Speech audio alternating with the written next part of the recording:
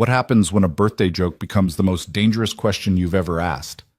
When Elena Ward, CEO of Crestwell Dynamics, playfully asked her project manager, "Will you marry me?" She expected laughter. What she got instead was a quiet, "What if I say yes?" that would unravel everything: her career, his reputation, and a conspiracy that nearly destroyed them both. This is the story of two people who found love in the wreckage of betrayal, a single father who refused to break, and a woman who risked everything for the truth. Stay until the end and comment your city so I can see how far this story reaches across the world. The fluorescent lights of Crestwell Dynamics hummed their usual monotonous tune on that particular Thursday afternoon in March, casting sterile white light across the executive conference room where Elena Ward stood at the head of the mahogany table. She was 34, sharp as broken glass, and carried herself with the kind of confidence that made grown men straighten their ties when she entered a room. Her navy Armani blazer was tailored to perfection, her dark hair pulled back in a severe bun that somehow made her green eyes even more striking. She'd built this tech consulting empire from a failing startup into a $200 million enterprise in just 7 years, and everyone in that room knew it. Today was different, though.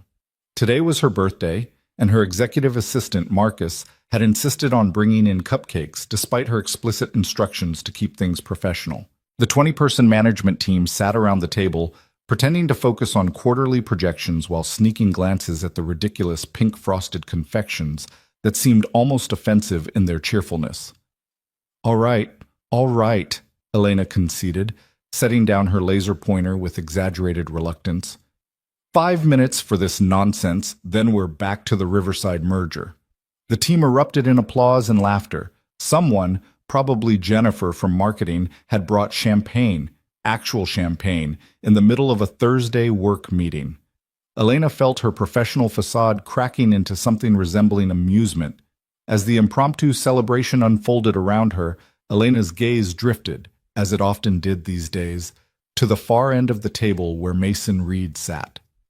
He was 37, though you'd never guess it from the perpetual weariness in his gray eyes. Tall, broad-shouldered, with the kind of quiet presence that made people forget he was in the room until he spoke. His white button-down was wrinkled at the elbows, his tie slightly loosened, the universal uniform of someone who'd been at work since 6 a.m. and would probably stay until 7. Mason was her mystery. In a company full of aggressive climbers and networking vultures, he was an anomaly.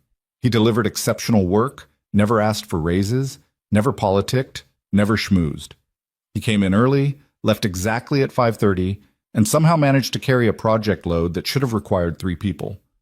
Elena had promoted him to senior project manager 8 months ago, and he'd accepted with the same quiet nod he gave everything else, as if extraordinary achievement was just another Thursday. Speech, someone chanted, and suddenly all eyes were on Elena. She raised her champagne flute, feeling ridiculous and oddly touched at the same time. "You all know I hate this kind of thing," she began, and the room laughed. "But I appreciate it, truly. This company exists because each of you brings something irreplaceable to the table. We've built something remarkable together, and I'm proud to lead this team." Applause. Someone whistled. Jennifer was definitely crying. Then, in a moment that would later feel like destiny or insanity depending on the day, Elena's champagne-loosened tongue took an unexpected turn. Her eyes landed on Mason, who was politely clapping, his expression pleasantly neutral as always. "You know what?" Elena said, her voice taking on that playful edge that her executive team had learned to both fear and love. "They say you're supposed to do something crazy on your birthday. Something unexpected." The room leaned in. Elena walked around the table, her heels clicking against the polished floor, until she stood directly in front of Mason Reed. The conversation died away. Everyone was watching now. "Mason," Elena said, her eyes glittering with mischief and maybe a third glass of champagne. "You're stable, reliable, never complain, always deliver. You're basically the perfect partner." Nervous laughter rippled through the room. Mason's expression didn't change, but something flickered behind his eyes. Caution, maybe, or curiosity. Elena extended her hand dramatically. "So, here's my birthday wish. Mason Reed, will you marry me?" The conference room exploded with laughter. Someone actually snorted champagne through their nose. Jennifer was clutching her chest like she might have a heart attack from the hilarity. Even Derek Shaw, the perpetually bitter senior analyst who sat 2 seats down, cracked a smile. But Mason didn't laugh. He looked at Elena with those steady gray eyes, and for 3 impossibly long seconds, the laughter began to fade as people realized he wasn't joining in. Then, in a voice that was perfectly calm, perfectly serious, Mason spoke. "What if I say yes?" The room went silent.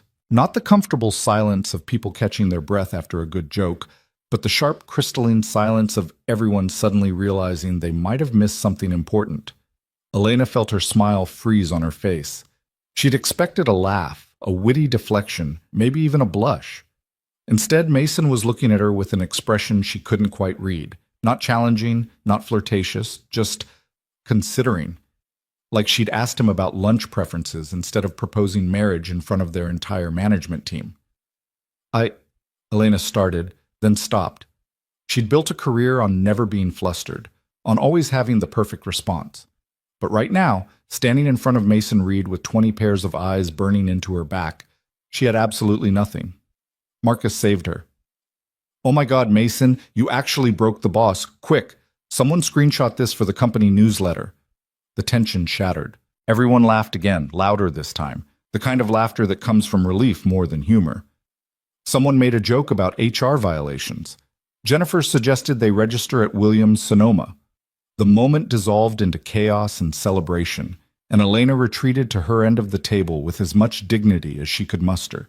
But she couldn't stop glancing at Mason, who had returned to his usual quiet demeanor, sipping his champagne with the same measured calm he brought to everything.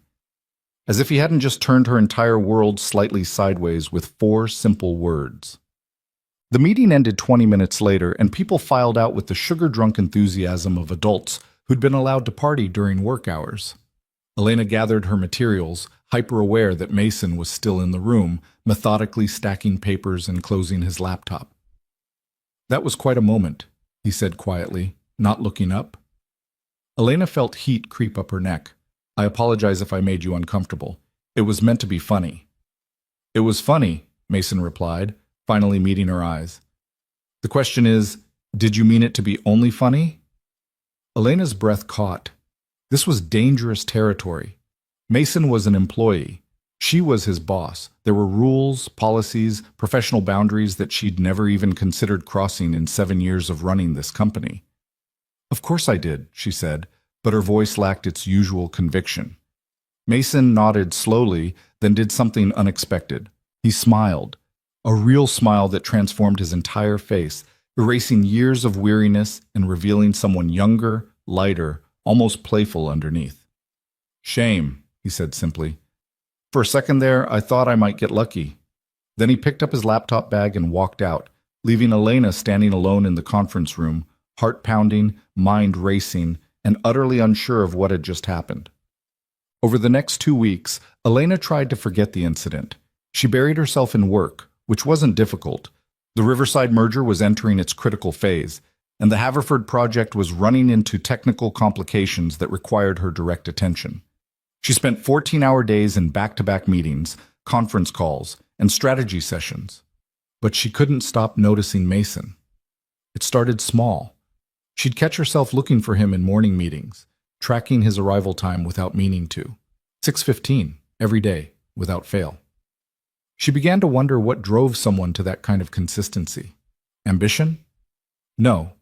Ambitious people made sure others saw their dedication. Mason slipped in quietly, got his coffee, and disappeared into his office before most of the building was awake. One morning, Elena arrived at 6:30. Unusual for her, but she'd been too restless to sleep, and found Mason already at his desk, visible through his glass office door. He was on a video call, but not the kind she expected. On his screen was a little girl, maybe 7 or 8 years old, with wild blonde curls and Mason's same gray eyes. Elena couldn't hear the conversation, but she could see Mason's face transform. The weariness vanished. His whole being softened into something tender and present. He was making silly faces, and the little girl was giggling, holding up drawings she'd made. When the call ended, Mason sat for a moment with his hand pressed against the screen, and Elena saw something in his expression that made her chest tight, Love so fierce it was almost painful to witness. She turned away before he could see her watching, but the image stayed with her all day. That afternoon, Marcus dropped a personnel file on her desk. "The insurance renewal forms," he said. "I need your signature on the family coverage updates." Elena flipped through absently, then stopped at Mason Reed's form. Emergency contact. Ellie Reed, daughter, age 8. Second emergency contact. The line was blank. No spouse, no partner, no family besides his daughter. "Marcus," Elena said carefully, "Mason Reed's file shows him as single parent. Has it always been this way?" Marcus nodded. "His wife died 3 years ago. Car accident. He took a month off, came back, and never mentioned it again. He leaves every day at 5:30 sharp for pickup at his daughter's school. Never misses it. Never asks for exceptions." Something clicked into place for Elena. The early mornings weren't about ambition. They were necessity. Mason front-loaded his work hours so he could be present for his daughter in the afternoons and evenings. The excellence wasn't about climbing the ladder. It was about keeping his job secure enough to provide stability for a little girl who'd already lost too much. "Why didn't I know this?" Elena asked quietly. Marcus shrugged. "Because Mason doesn't talk about it. Ever. The only reason I know is because I processed his leave request 3 years ago. He's probably the most private person in this company." That night, Elena found herself thinking about Mason's question. What if I say yes? Maybe it hadn't been a joke at all. Maybe it had been a genuine question from a man who'd been alone for 3 years, carrying an impossible weight, wondering if someone might actually see him clearly enough to mean it. The next Monday, Elena did something impulsive. She stopped by the coffee shop across from Ellie's school at 5:45 p.m., telling herself it was just convenient, that she'd been in the neighborhood anyway. Through the window, she watched Mason emerge from the school building hand in hand with a whirlwind of a little girl in a purple backpack. Ellie was talking a mile a minute, her hands gesturing wildly as she recounted what appeared to be an epic playground drama. Mason listened with complete attention, nodding seriously at all the right moments, interjecting questions. They walked to a beat-up Honda Civic, and Mason opened the back door with practiced efficiency, waiting while Ellie climbed into her booster seat. Before starting the car, Mason pulled out his phone and made a quick call. Elena couldn't hear the words, but she saw him take notes, his expression shifting into work mode. He was clearly solving a problem, troubleshooting something urgent, all while Ellie sang to herself in the back seat. When he hung up, Mason sat for just a moment, his forehead resting against the steering wheel. Elena saw his shoulders rise and fall with a deep breath, the physical manifestation of switching gears, of summoning the energy to be present and patient in everything his daughter needed after a long day. Then he lifted his head, glanced in the rearview mirror at Ellie, smiled, and drove away. Elena sat in the coffee shop for another 20 minutes, her latte growing cold, thinking about the distance between who she'd assumed Mason Reed was and who he actually turned out to be. Their next real conversation happened by accident, or perhaps by inevitability. It was a Thursday evening, nearly 7 p.m., and Elena was still at the office chasing down revisions on the Riverside proposal. Most of the building was empty, the cleaning crew making their rounds with vacuum cleaners and disinfectant spray. Elena was contemplating ordering dinner when she passed by the fourth-floor break room and saw light spilling from the doorway. Mason was there, leaning against the counter, staring at the ancient microwave as it reheated something that smelled like chicken nuggets and disappointment. He looked exhausted, not the normal end-of-day tired, but the bone-deep weariness of someone running on empty. "Late night?" Elena asked from the doorway. Mason turned, surprise flickering across his face. "Could say the same to you. Don't CEOs have better things to do at 7 p.m. on a Thursday?" "You'd think," Elena replied, stepping into the break room. "But the Riverside team just sent over 43 pages of revisions that need responses by morning." "I know. I wrote 20 of them." Mason pulled his sad dinner from the microwave. "Ellie's at her friend Sarah's house tonight, sleepover. So I figured I'd stay late, get ahead on the Haverford timeline." Elena nodded, then heard herself say, "That looks terrible." Mason glanced at his plate. "It's gourmet frozen nuggets, Ellie's favorite. There's a Thai place 2 blocks away. They're still open, and I'm starving. The invitation hung in the air between them. Elena knew it was inappropriate, knew she was crossing lines that good managers didn't cross. But she was tired of pretending she wasn't curious about this man who'd somehow become the most interesting person in her company. Mason studied her for a long moment. Then he set down his plate and said, "Okay." The restaurant was nearly empty, just them and two other couples scattered across the dimly lit space. They ordered too much food: pad thai, green curry, spring rolls, mango sticky rice. And for the first few minutes, they maintained the safe territory of work talk. The Riverside merger timeline, the Haverford budget concerns, the new client proposal that marketing was developing. But somewhere between the spring rolls and the curry, the conversation shifted. "Can I ask you something?" Elena said. "Why do you work here?" Mason raised an eyebrow. Existential questions over Thai food. Bold choice. "I'm serious. You're talented enough to work anywhere. You could probably make twice your salary at a bigger firm, but you're here, working insane hours for standard pay, and you never ask for anything. Why?" Mason set down his chopsticks. For a moment, Elena thought he might deflect, give her the polite non-answer he probably gave everyone.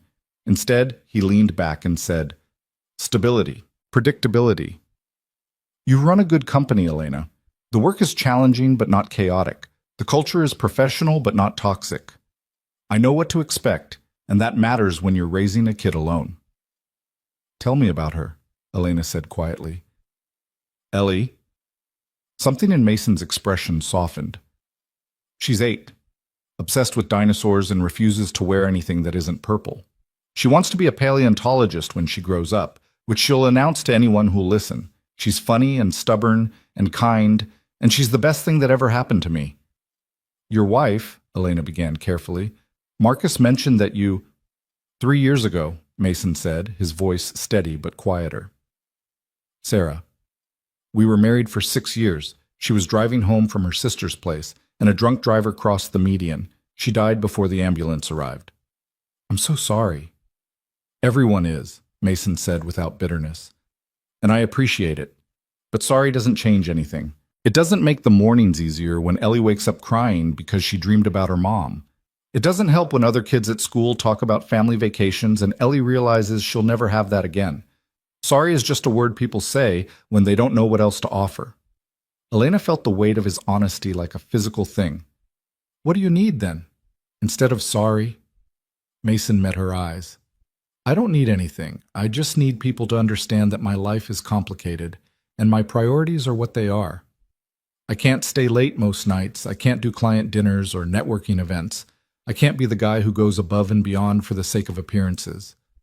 But I will deliver excellent work, and I will be absolutely reliable within the boundaries I've set." "You are," Elena said. "You're probably the most reliable person in the company." "Then why are you curious about me?" Mason asked, and there was something almost challenging in his tone. "You've been watching me for 2 weeks, ever since that birthday thing. Why?"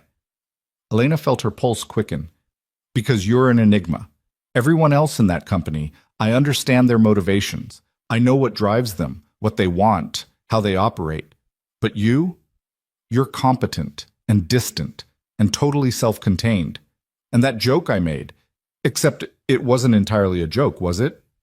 "Wasn't it?" Mason countered. "No," Elena admitted, surprising herself with the honesty. "I think part of me was testing something, seeing if you'd react, if there was anything underneath that perfect professional exterior."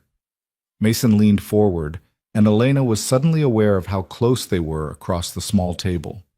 "And what did you find?" "That you're lonely," Elena said softly. "Just like I am. And that maybe we're both pretending to be fine when we're barely holding it together." For a long moment, Mason didn't speak. Then he said, "I can't do complicated, Elena. My life is already complicated enough. I'm not asking you to." "Aren't you?" Elena didn't have an answer for that.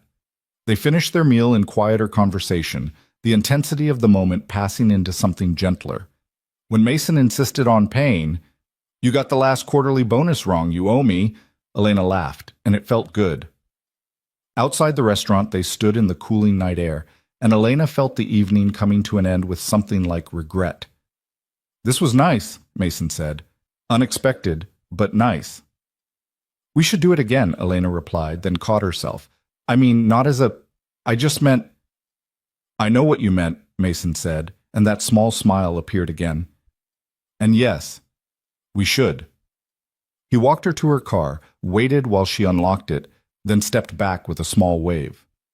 Elena drove home with her mind spinning, replaying every word, every glance, every moment of connection. She was in trouble, deep trouble, and the worst part was, she couldn't bring herself to care. Over the next 3 weeks, Elena and Mason fell into a pattern that both of them pretended was casual. Coffee meetings that ran long, late-night strategy sessions that somehow turned into philosophical debates, text exchanges about work that detoured into personal territory. Mason told her about Ellie's obsession with a YouTube channel about dinosaur facts, and how he'd had to learn the difference between a Brachiosaurus and a Brontosaurus to keep up with her expertise. Elena shared her anxieties about the Riverside merger, the pressure from the board, the constant fear that one wrong move would topple everything she'd built. They never explicitly acknowledged what was happening. It was safer that way, maintaining the fiction that they were just colleagues who happened to enjoy each other's company. But the office noticed. It started with small things. Jennifer from marketing making knowing comments about how much time Elena spent consulting with Mason. Derek Shaw's increasingly pointed remarks during meetings about favoritism and inappropriate relationships. The way conversations would stop when Elena and Mason entered a room together. Elena knew she should pull back. She was putting them both at risk. Her reputation, his job, the professional environment she'd worked so hard to maintain.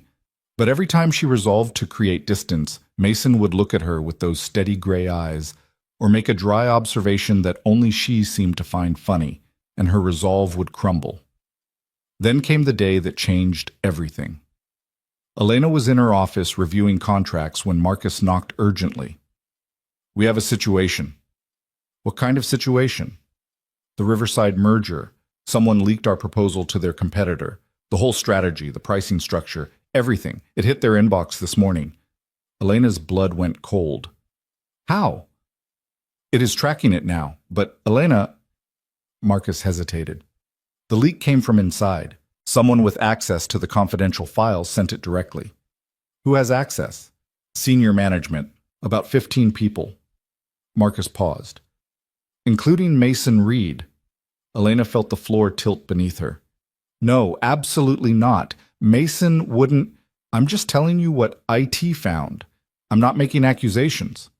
But Marcus's expression said otherwise. By noon, the whispers had started. By 2 p.m., Derek Shaw was in her office with what he called concerns. By 4 p.m., the board had called an emergency meeting for first thing Monday morning. And Mason arrived at her office at 4:30, his face pale. "They think I did it," he said without preamble. "Did you?"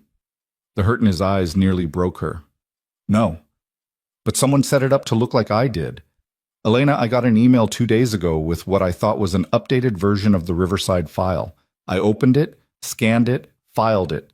I didn't send it anywhere. I didn't share it with anyone. But now IT says that email came from an external source, and opening it triggered some kind of forwarding protocol. You were hacked? Or framed? I don't know. But I need you to believe me." Elena wanted to. God, she wanted to. But she was also a CEO with a board that was already questioning her judgment, with a merger worth millions hanging in the balance, with 15 other employees who were watching to see how she'd handle this. "I believe you," she said quietly, "but I don't know if that matters." Mason's expression shuddered. "I see." "Mason, wait." But he was already walking out, and Elena knew, she knew, that something fundamental had just broken between them. The emergency board meeting on Monday morning was brutal. The facts were damning. Mason had accessed the confidential file 2 days before it was leaked. His computer showed the forwarding activity. The recipient was a known contact at Riverside's competitor, and when questioned, Mason couldn't provide any evidence that he'd been set up beyond his word. "Terminate him," board member Richard Thornton said flatly. "Immediately. This is exactly the kind of liability we can't afford." "We should investigate further," Elena countered. This doesn't match his pattern. Mason Reed has been with this company for 4 years with an impeccable record. He's never shown any indication of what? Thornton interrupted. Of being disloyal? Elena, forgive me, but we've all noticed your friendship with Mr. Reed. Are you sure your judgment isn't compromised here? Elena felt ice slide down her spine. My personal feelings have nothing to do with this. Don't they? This was Margaret Chen, another board member. Because from where we're sitting, it looks like you've been spending quite a bit of time with the man we're now investigating. Late-night dinners, coffee meetings, private consultations. If there's something going on between you two, it opens us up to liability on multiple fronts. There is nothing going on, Elena said, hating how defensive she sounded. Mason Reed is a valued employee who I believe is innocent. Then prove it, Thornton said, because right now all the evidence points to him. And if you can't handle this objectively, we'll find someone who can. Elena left that meeting with an ultimatum. She had 1 week to resolve the situation. Either clear Mason's name with concrete evidence or terminate him and launch a formal investigation. If she failed to do either, the board would vote on her removal as CEO. She'd built this company from nothing. 7 years of sleepless nights, impossible risks, sacrificing every personal relationship for the sake of growth. And now it was all at risk because she'd been careless enough to care about someone. But even as she thought it, Elena knew that wasn't fair. She didn't regret knowing Mason. She regretted that the world was structured in a way that made their connection dangerous. That afternoon, Elena called Mason to her office. The gossip mill was already churning. Everyone knew something was happening, even if they didn't know exactly what. Mason entered looking exhausted but composed. I'm assuming this isn't good news. The board wants you terminated, Elena said directly. I bought us a week.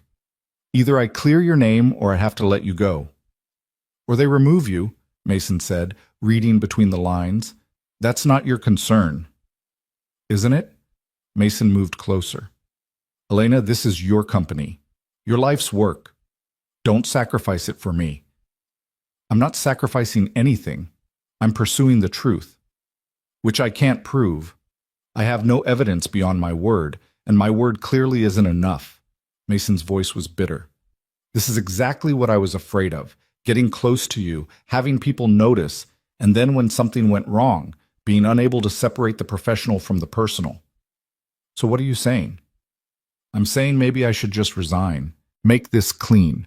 You can tell the board I left voluntarily, the investigation ends, and you keep your company. No, Elena said sharply. Absolutely not. You didn't do anything wrong, and I will not let you fall on your sword because someone else committed a crime. Then what's your plan? Mason asked. Because I'm out of ideas, and I'm running out of savings, and I have a daughter who needs me to keep my job. Elena had been thinking about this all weekend. I'm ordering an independent forensic audit, complete IT investigation, email trail analysis, everything. If someone framed you, there will be digital fingerprints. We'll find them. And if we don't, then we figure out our next move. But I'm not giving up on this, Mason. I'm not giving up on you. The words hung in the air with too much weight. Mason looked at her for a long moment, something complicated moving behind his eyes. Then he nodded once. Okay. 1 week, botched. The next 5 days were the longest of Elena's life. She hired the best cybersecurity firm in the city, costing a small fortune from her personal funds because she couldn't authorize company money without board approval. The forensic team descended on Crestwell Dynamics like digital archaeologists, examining every server, every email, every file access log. Meanwhile, Elena suspended Mason with pay pending investigation. It was the only move that made sense. Keeping him in the office would look like favoritism. Terminating him would be premature. But watching him leave that day, seeing the judgment in other employees' eyes, made her feel like a traitor. The whispers got worse. She overheard Jennifer in the break room. I knew something was going on between them. Derek Shaw made pointed comments in meetings about distraction and compromised leadership. Even Marcus looked worried. At night, Elena lay awake running scenarios. What if the audit found nothing? What if Mason really had been involved and she'd been completely wrong about him? What if clearing his name meant destroying her own credibility? But every time doubt crept in, she remembered Mason making silly faces for his daughter on that video call.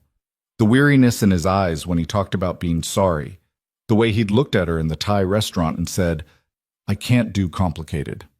She'd made his life complicated. The least she could do was fix it. On day 3, Elena got her first break. The forensic team found the email that Mason had received, the one with the supposedly updated Riverside file. It had been sent from an external address that was designed to look like it came from IT support. The sending patterns matched classic phishing attempts.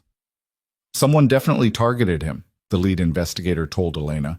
This wasn't random. They knew his access level, his patterns, his likely behavior. This was personal. Can you trace who sent it? We're working on it. But whoever did this was sophisticated. They used VPNs, routing protocols, multiple proxy servers. It's going to take time. Time Elena didn't have. On day 5, Mason texted her. Interview tomorrow. Tech firm in Boston. Good salary, remote work mostly. They don't care about allegations without proof. Elena's heart sank. Don't take it yet, please. I have 2 days of savings left, Elena. I can't afford principals. She understood. God, she understood. But the thought of him leaving, of this ending with him having to uproot Ellie's entire life because someone had deliberately sabotaged him, was unbearable. That night, Elena went back to the office at 10 p.m. She'd dismissed the forensic team for the evening, but she couldn't sleep, couldn't stop thinking. She pulled up the file logs herself, scrolling through months of access records, looking for anything unusual, and then she saw it. Derek Shaw, accessing the Riverside files at odd hours. Always just after Mason had been in them, creating a pattern that looked like he was shadowing Mason's work. And 3 weeks ago, 2 days before the phishing email was sent to Mason, Derek had accessed the external vendor database, the same database that contained email formats and IT protocols.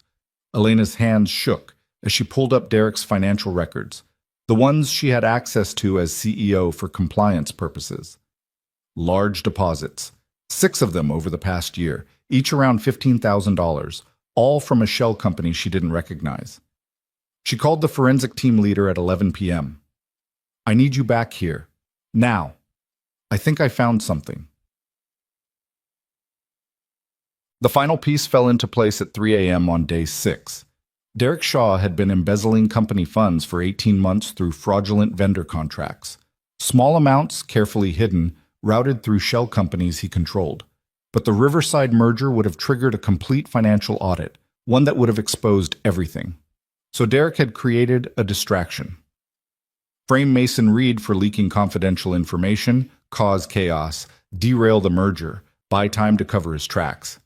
He'd known about Elena's growing friendship with Mason, everyone had, and calculated that she'd either sacrifice Mason to save the company or defend him and lose credibility.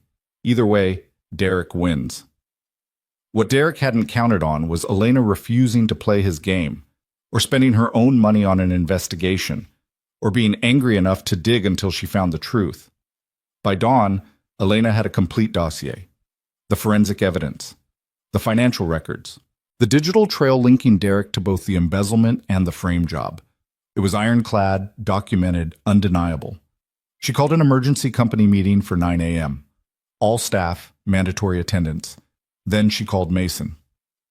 Come to the office, she said when he answered, his voice groggy with sleep. Don't go to that interview. Just trust me. Elena, please, one more day. That's all I'm asking. A pause, then, okay, one more day. At 9 a.m. on day 7, Elena stood in front of her entire company.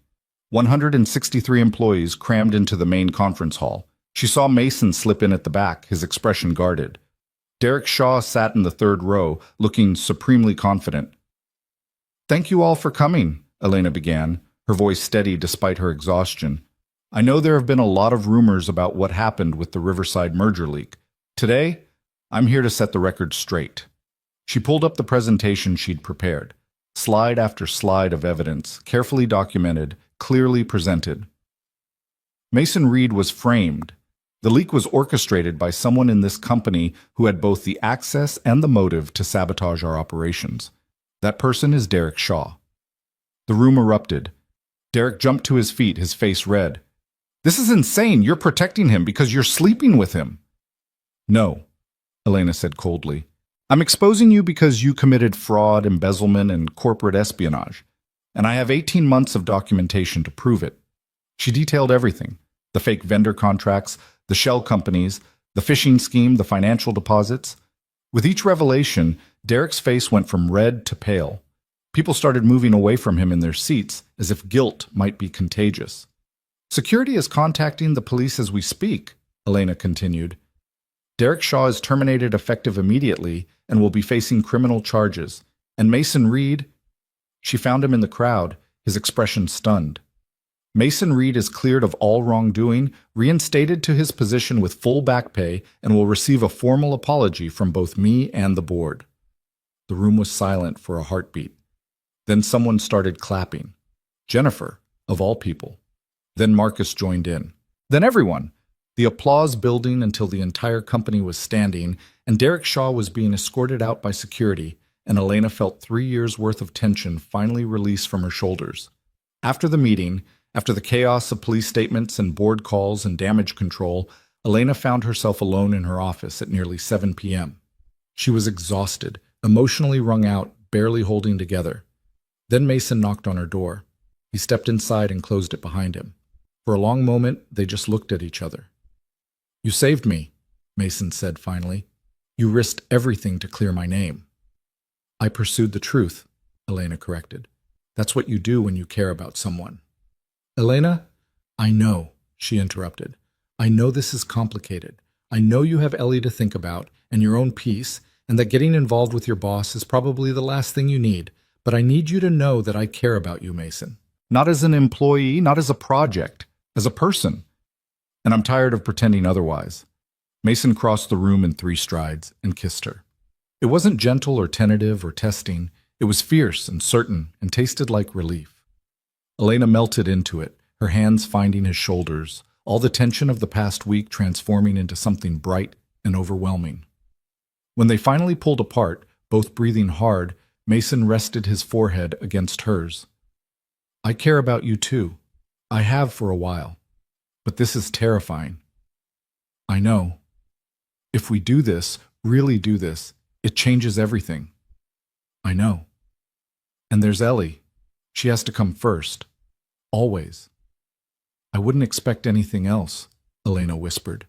"Mason, I'm not asking you to make your life more complicated.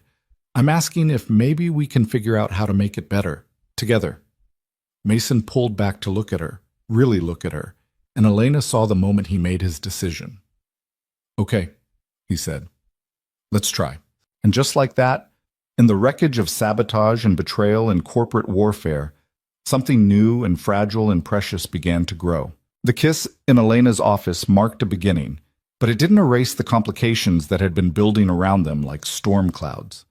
When they finally pulled apart, still catching their breath, the weight of reality settled back onto their shoulders with familiar heaviness. "We need to be careful," Elena said, her voice still unsteady. "The board is already questioning my judgment. If this becomes public knowledge right now—" "I know," Mason interrupted gently. "We take this slow. Keep it private. Figure out what this is before we worry about what everyone else thinks." Elena nodded, grateful for his understanding even as part of her resented the need for secrecy. She'd spent her entire career being bold, decisive, unapologetic. But this was different. This wasn't just about her anymore. Mason checked his watch and winced. "I need to get Ellie. Sarah's mom was watching her, but I'm already 20 minutes late." "Go," Elena said, stepping back to give him space. "We'll figure this out tomorrow, or the day after. Whenever." He paused at the door, looking back at her with an expression that made her heart ache. "Thank you for everything you did. I know what it cost you." Then he was gone, and Elena was alone with the lingering warmth of his kiss and the cold reality of what came next. The fallout from Derek Shaw's arrest dominated the next week. Police investigations, board meetings, damage control with clients, media inquiries about the scandal. Elena barely had time to breathe, let alone think about her personal life. She caught glimpses of Mason in meetings, exchanged brief texts about work matters, but they didn't have another private moment. It was probably for the best, Elena told herself. They both needed space to process what had happened, to figure out if that kiss had been genuine connection or just the adrenaline rush of survival. But late at night, alone in her apartment with a glass of wine she was too tired to drink, Elena replayed that moment in her office over and over. The certainty in Mason's eyes, the way he'd crossed the room like he'd been waiting for permission, the feeling of finally being seen by someone who understood the weight she carried. On Thursday evening, 10 days after Derek's arrest, Elena's phone buzzed with a text from Mason. Ellie wants to meet you, properly, not just a glimpse in a coffee shop window. Elena's heart jumped into her throat.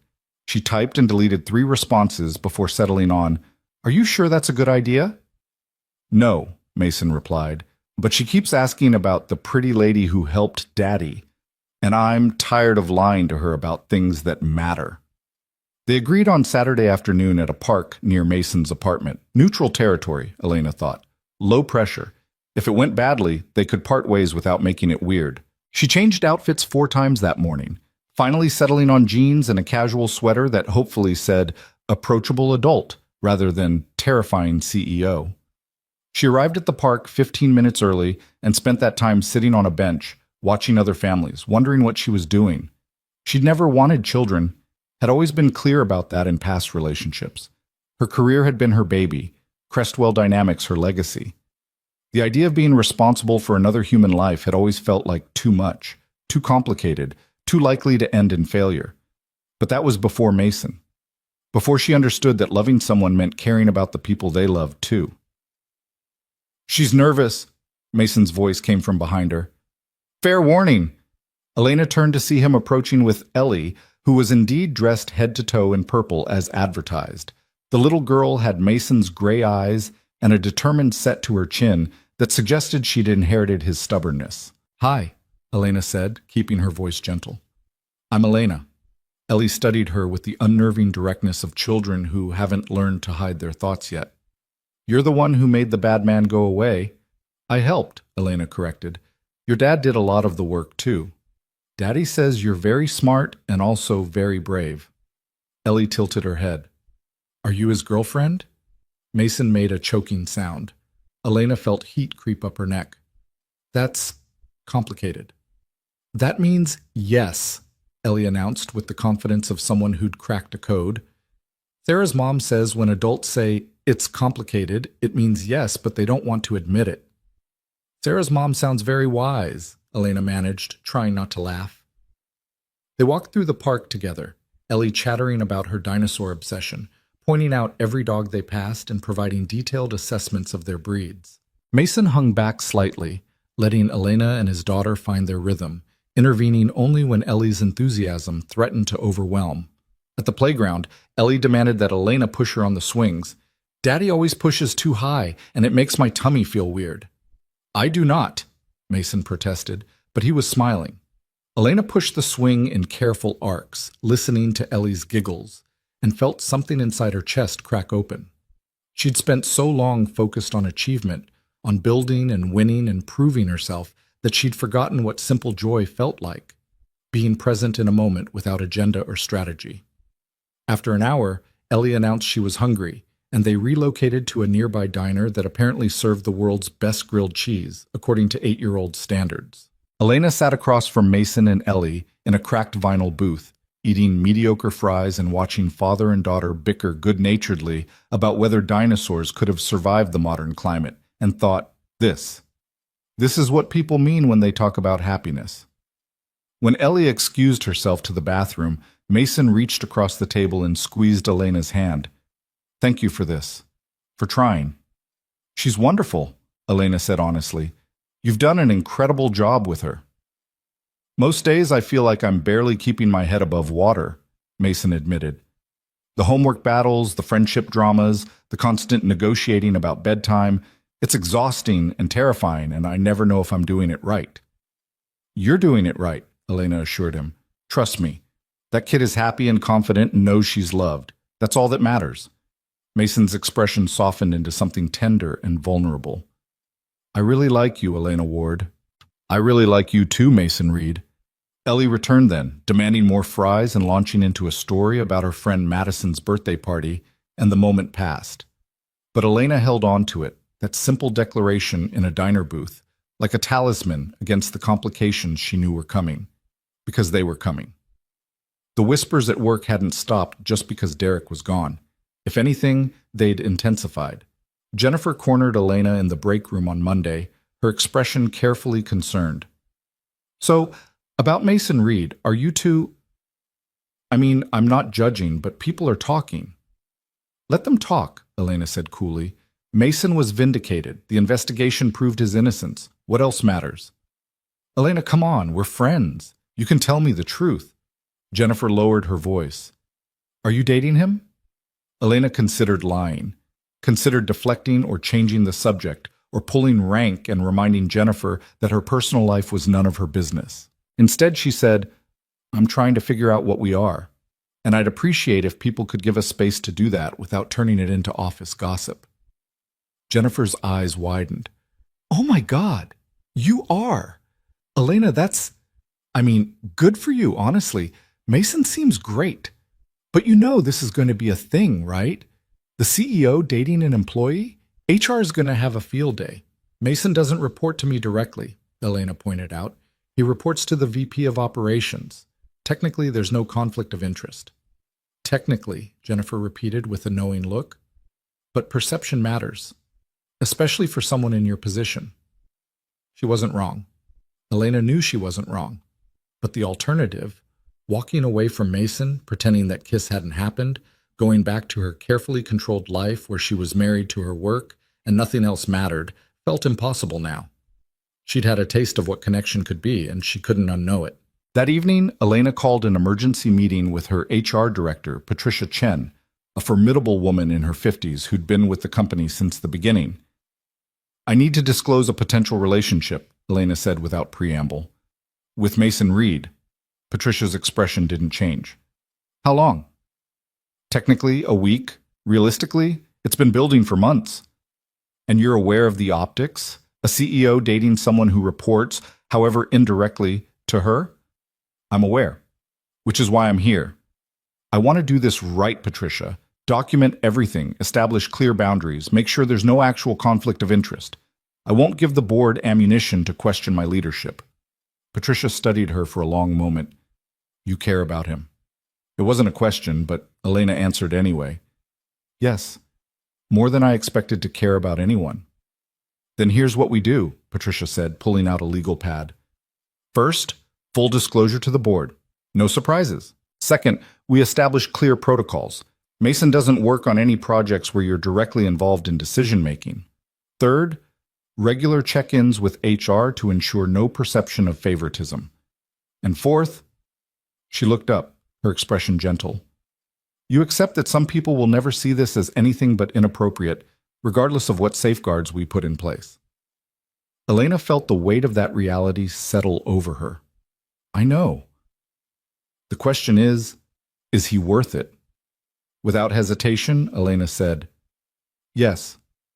The board meeting the following Tuesday was as uncomfortable as Elena had anticipated. She presented her disclosure with clinical precision: relationship status, timeline, proposed protocols to prevent conflicts of interest. Most of the board members listened with varying degrees of skepticism. Richard Thornton was the first to speak. "Elena, with all due respect, this is a disaster waiting to happen. You've just weathered one scandal. Jumping into a relationship with the man at the center of that scandal makes you look either reckless or compromised." "Mason wasn't at the center of the scandal," Elena corrected sharply. "He was the victim of it. A victim I helped vindicate because I pursued evidence rather than assumptions. My judgment was sound then, and it's sound now." "Is it?" Margaret Chen leaned forward. "Because from where I'm sitting, it looks like you developed feelings for an employee and then moved heaven and earth to save him. That's not sound judgment. That's emotional compromise." "I developed feelings for a man who happened to be an employee," Elena shot back. "And I saved him because he was innocent. Those are two separate facts that happen to overlap. If you're suggesting I should have let an innocent man be destroyed to avoid the appearance of impropriety, then we have fundamentally different values." The argument went in circles for another 20 minutes before Patricia Chen intervened with the proposed protocols. The board reluctantly agreed to allow the relationship to continue with strict oversight, but Elena could see the judgment in their eyes. She'd lost credibility. Maybe not enough to lose her position, but enough to make everything harder. When she left that meeting, Elena felt drained and angry and afraid. She'd known there would be pushback, but facing the reality of colleagues and board members she respected questioning her character was harder than she'd anticipated. Mason was waiting in her office when she returned. He took one look at her face and said, "That bad?" "They think I'm compromised, that I can't separate my personal feelings from professional judgment." Elena collapsed into her chair. "Maybe they're right." "They're not," Mason said firmly. "You cleared me because the evidence cleared me. If anything, you went harder on the investigation because you were worried about bias. That's not compromise. That's integrity." "Tell that to Richard Thornton." Mason came around the desk and pulled her into a hug. Elena let herself lean into him, breathing in his familiar scent of coffee and detergent and something uniquely Mason. "We can stop this," he said quietly. "If it's going to destroy what you've built, we can walk away. Go back to being colleagues." Elena pulled back to look at him. "Is that what you want?" "God, no. But I don't want to be the reason you lose everything either." "You're not," Elena said. "They are. The people who can't see past their own narrow definitions of appropriate. The people who think I can't possibly make good decisions and also have feelings. Screw them." A small smile tugged at Mason's mouth. "That's the Elena Ward I know." They kissed then, slow and deliberate, a reaffirmation of the choice they were making despite the cost. When they finally separated, Elena felt steadier, more certain. "We do this right," she said. "We follow every protocol, we're transparent about everything, and we don't give them any ammunition. But we don't hide either. I'm done apologizing for caring about you." "Okay," Mason agreed. "But Elena, we need to be smart. The board is watching for any excuse. If we screw this up, they'll crucify both of us." He was right, of course, which made what happened next so much worse. It started innocently enough. Mason's team was leading the development of a new client proposal for a major tech company, and the pitch meeting was scheduled for 3 weeks out. It was important work, high stakes, but nothing unusual. Elena wasn't directly involved. She'd established clear boundaries about Mason's projects to avoid any appearance of favoritism. But then the VP of Operations got pneumonia and was out for 2 weeks, and Mason's proposal needed executive sign-off before it could proceed. And Elena, as CEO, was the logical person to provide that approval. She knew it looked bad. New people would talk. But the work was solid, exceptional, actually, and delaying it would mean losing the client. So Elena reviewed the proposal, made some strategic suggestions, and approved it for presentation. Within hours, the gossip network had exploded.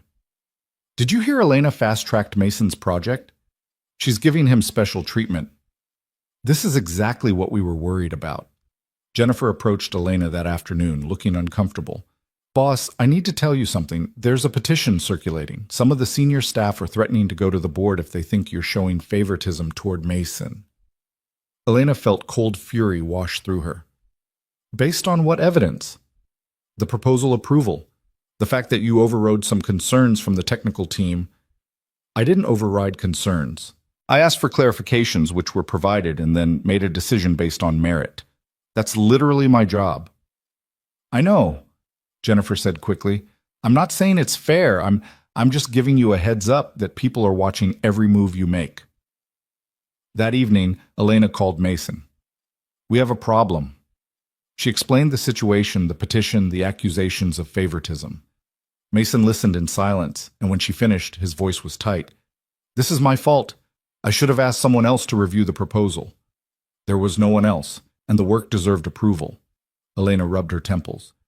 "Mason, they're going to weaponize everything we do, every interaction, every decision, every moment we spend together. We can be completely ethical, and it won't matter." "So what do we do?" "I don't know," Elena admitted, and hated the defeat in her voice. "I really don't know." The next day, Patricia Chen appeared in Elena's office with a grim expression. "The petition hit the board's inbox this morning. 15 signatures from senior staff claiming you're creating a hostile work environment through favoritism." "That's insane." "That's perception," Patricia corrected. "And perception is reality in corporate governance. Elena, I need to ask you directly.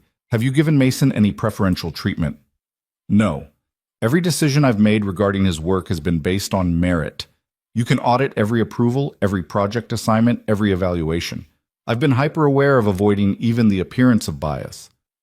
I believe you, Patricia said, but the board is going to investigate anyway, and in the meantime, they're suggesting you recuse yourself from any decisions involving Mason's work.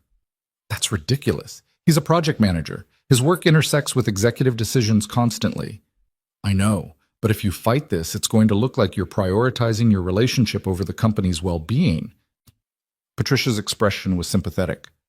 Elena, you're in an impossible position. Either you distance yourself from Mason professionally, which undermines him and feeds the perception that he needs your protection, or you maintain normal professional interactions and get accused of favoritism.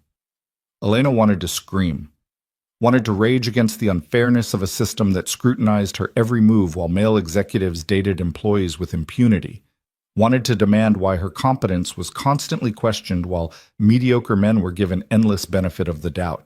Instead, she said, set up the investigation, full audit of every decision I've made regarding Mason since we started, whatever this is. I want everything documented and transparent. And Mason? I'll talk to him. That conversation happened in Elena's car in the parking garage after work, both of them too exhausted and paranoid for privacy anywhere else. They're auditing every decision I've made about you, Elena said without preamble, looking for evidence of favoritism. Mason's jaw tightened. They won't find any. I know, but the investigation itself is damaging. It reinforces the narrative that there's something inappropriate happening. Which there isn't. We've followed every protocol. We've been more careful than most people are with actual conflicts of interest.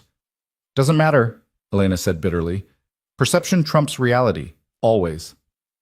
They sat in silence for a moment, the weight of it all pressing down. Finally, Mason spoke. Maybe we should end this. Not us. We can still be together. But I could find another job. Remove the complication.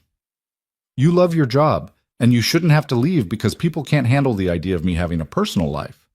But if staying means destroying your career, then we fight, Elena interrupted. I'm not letting them win, Mason. I'm not letting them force me to choose between you and my company.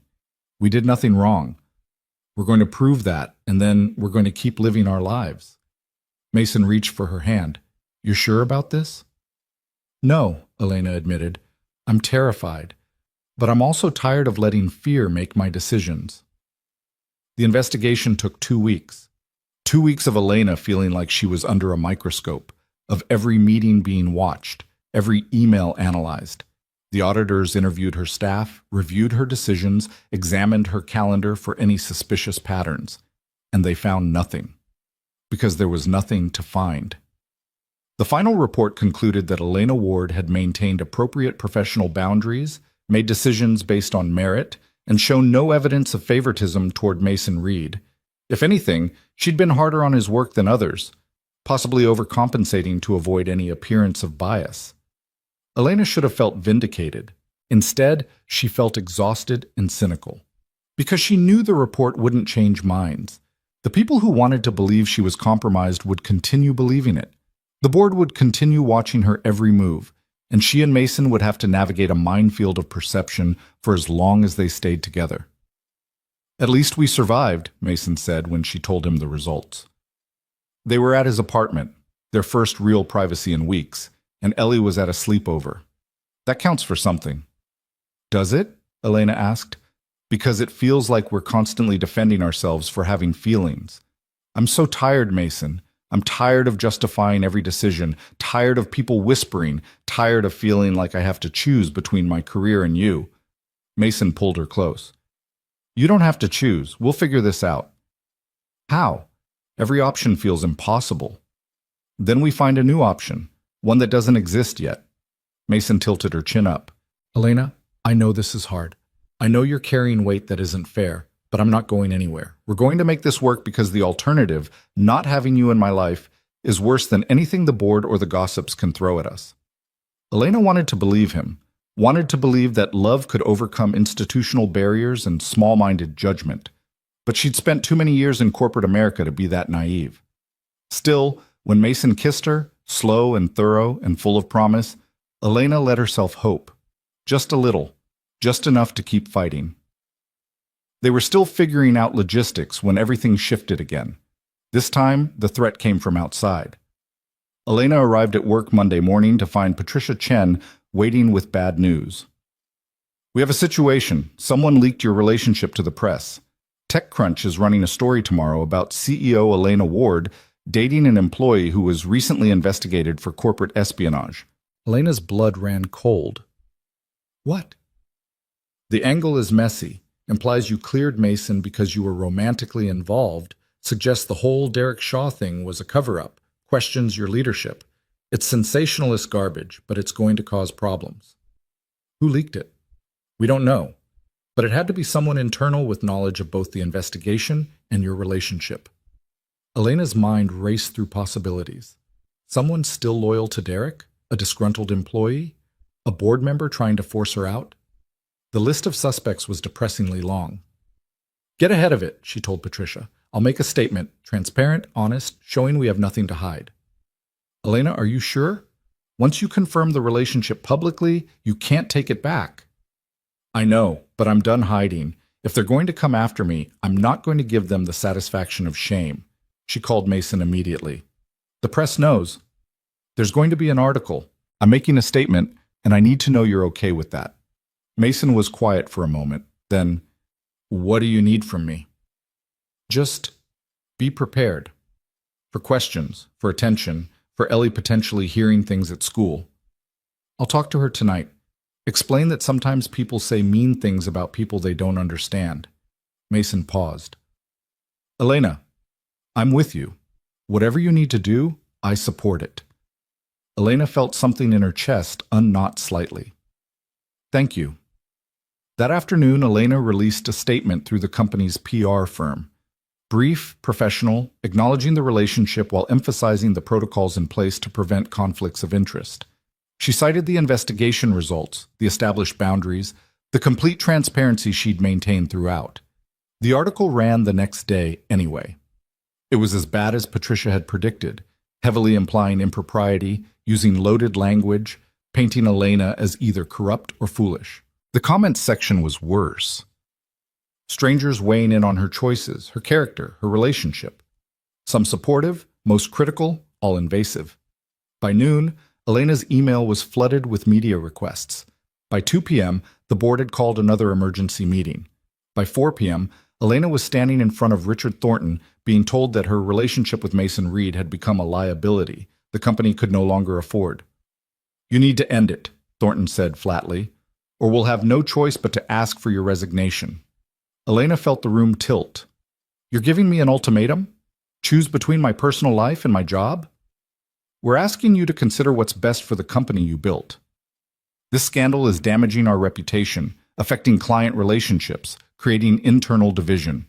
If you truly care about Crestwell Dynamics, you'll do what's necessary." "What's necessary is supporting your CEO rather than throwing her under the bus for having a relationship," Elena shot back. "I've done nothing wrong. Neither has Mason. And if you can't see that, then maybe I'm not the problem here." The meeting ended badly, with Elena refusing to agree to their demands and the board threatening to vote on her removal. As she walked back to her office, Elena felt something crystallize inside her, a clarity she hadn't had before. She'd spent 7 years building Crestwell Dynamics, had sacrificed relationships, health, personal happiness in service of growth, had poured everything she had into making this company successful. And now they wanted her to sacrifice more, to give up the first real connection she'd had in years because it made them uncomfortable. Maybe it was time to stop sacrificing. That evening, Elena drove to Mason's apartment unannounced. He opened the door looking concerned. "I saw the article. Are you okay?" "No," Elena said honestly. "The board wants me to end our relationship or resign." Mason's face went pale. "Then we end it." "Elena, I'm not letting you lose your company over me." "What if I want to?" "Want to what?" "Lose it. Walk away. Build something new." Elena stepped inside, her mind racing with possibilities she'd never allowed herself to consider. "Mason, I've been thinking. Crestwell Dynamics was my life because I had nothing else. But now I have you, and Ellie. and the possibility of something that matters more than quarterly earnings and board approval. Elena, you're not thinking clearly. I'm thinking more clearly than I have in years, she interrupted. They're never going to accept this. The board, the gossips, the people who think I should apologize for being human. I can keep fighting them, keep proving myself over and over, keep living in fear that one wrong move will destroy everything, or I can choose differently. Mason stared at her. What are you saying? I'm saying maybe it's time to step away. Not forever, just long enough to figure out what I really want. I have savings, I have reputation, I could consult or start something new or just take time to breathe for the first time in a decade. Elena moved closer. I'm saying that you and Ellie matter more to me than a corner office and a title. You don't mean that. I do, Elena said, and realized with stunning clarity that it was true. I really do. They stood facing each other in Mason's small living room, and Elena felt the future stretching out before them. Uncertain, yes, but also full of possibility. For the first time since that birthday joke in the conference room, she wasn't afraid of what came next.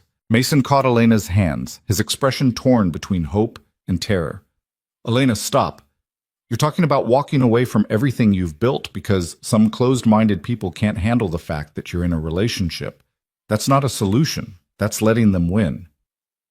Maybe letting them win is the same as choosing myself for once, Elena said quietly. Maybe I've been so busy proving I belong in that world that I forgot to ask if I even want to be there anymore. Before Mason could respond, a small voice came from the hallway. Daddy, who's here? They both turned to see Ellie standing in her dinosaur pajamas, rubbing sleep from her eyes. Elena's heart sank. I'm sorry. I didn't know she was home. I thought... Sarah's mom got sick, had to cancel the sleepover. Mason moved toward his daughter. Hey, sweetheart, Elena just stopped by to talk about work stuff. Let's get you back to bed. But Ellie was studying Elena with those unnervingly perceptive gray eyes. You look sad. Did someone make you sad? Elena felt her composure crack slightly. Some people are being unkind, but I'll be okay. Is it because of us? Ellie asked, and the question held more understanding than any 8-year-old should have. Because you like Daddy, and some people think you shouldn't? Mason and Elena exchanged startled looks. Ellie, how do you... I'm not stupid, Ellie said with the indignation of a child tired of being underestimated. I heard you on the phone yesterday talking to Grandma about how people at work were being mean to Elena because she's your girlfriend, and Sarah's mom always talks really loud to her friends. And I heard her say something about that CEO woman dating her employee and how it was inappropriate. She stumbled slightly over the big word, but got it out. Mason looked stricken. Ellie, I'm sorry. You shouldn't have had to hear any of that. But it's true, right? People are being mean to Elena because of us? Ellie's eyes were suddenly shining with tears. That's not fair. She helped us. She made the bad man go away. Why would people be mean to her? Elena felt something inside her chest compress painfully. She knelt down to Ellie's eye level. Sometimes grown-ups have rules about things that don't make a lot of sense, and when someone breaks those rules, even if they're not hurting anyone, other grown-ups get upset. That's what's happening to me. So what are you going to do? Ellie asked. It was such a simple question. Direct, honest, expecting nothing less than the truth. And suddenly, Elena knew with absolute certainty what she had to do. I'm going to fight, Elena said. Not with anger or by trying to prove everyone wrong, but by showing them that people can care about each other and still do good work. That I can love your dad and still be good at my job. Even if they don't believe it right now. Ellie considered this seriously. That sounds really hard. It is, Elena admitted, but the things worth fighting for usually are. Something in Ellie's expression shifted then, the fear giving way to determination. Then I'll help. I can tell people you're nice and that you make Daddy smile more. That's important data. Despite everything, Elena laughed. Important data? You sound like your dad. She watches too many science documentaries, Mason said, but his voice was thick with emotion. After they got Ellie back to bed, a process that involved 3 glasses of water, 2 bathroom trips, and 1 lengthy negotiation about whether dinosaurs could have been good pets, Mason and Elena finally had their conversation. They sat on his worn couch with mugs of tea neither of them drank, and the weight of impossible decisions pressing down. I meant what I said earlier, Elena started, about being willing to walk away from Crestwell. But Ellie made me realize something. If I run now, I'm teaching her that when things get hard, you give up, that you let bullies win, and that's not the lesson I want to model. So you're staying? Mason asked carefully. I'm staying, and I'm fighting, but Mason, I need you to understand what that means. It's going to get worse before it gets better. The press attention, the gossip, the scrutiny. They're going to dig into your life, my life, looking for anything they can weaponize. It's going to be exhausting and invasive and probably painful. Mason was quiet for a long moment. Then he said, My wife died 3 years ago in a car accident. For months afterward, I felt like I was drowning, like the weight of grief and responsibility and just surviving day to day was going to crush me. Everyone kept telling me it would get easier, and I didn't believe them because I couldn't imagine anything ever feeling manageable again. Elena waited, sensing he needed to work through this at his own pace. But then, one morning, I woke up and realized Ellie was laughing at something on TV, and I could hear that sound without it hurting. And I thought, okay, maybe this is how healing works. Not some dramatic transformation, just small moments of being okay accumulating until you have more okay days than terrible ones. Mason turned to face her fully. What I'm saying is, I know about hard things. I know about pushing through when everything feels impossible. And if you're willing to fight for this, for us, then so am I. Elena felt tears prick her eyes. Even if it means more scrutiny? More people making assumptions about you? Even then. Because, Elena, you stood in front of your entire company and cleared my name when it would have been easier to let me burn. You risked your reputation for me. The least I can do is stand beside you while you fight for both of us. They kissed then, soft and salt-flavored from tears neither of them had realized they were crying. And in that moment, Elena felt something shift.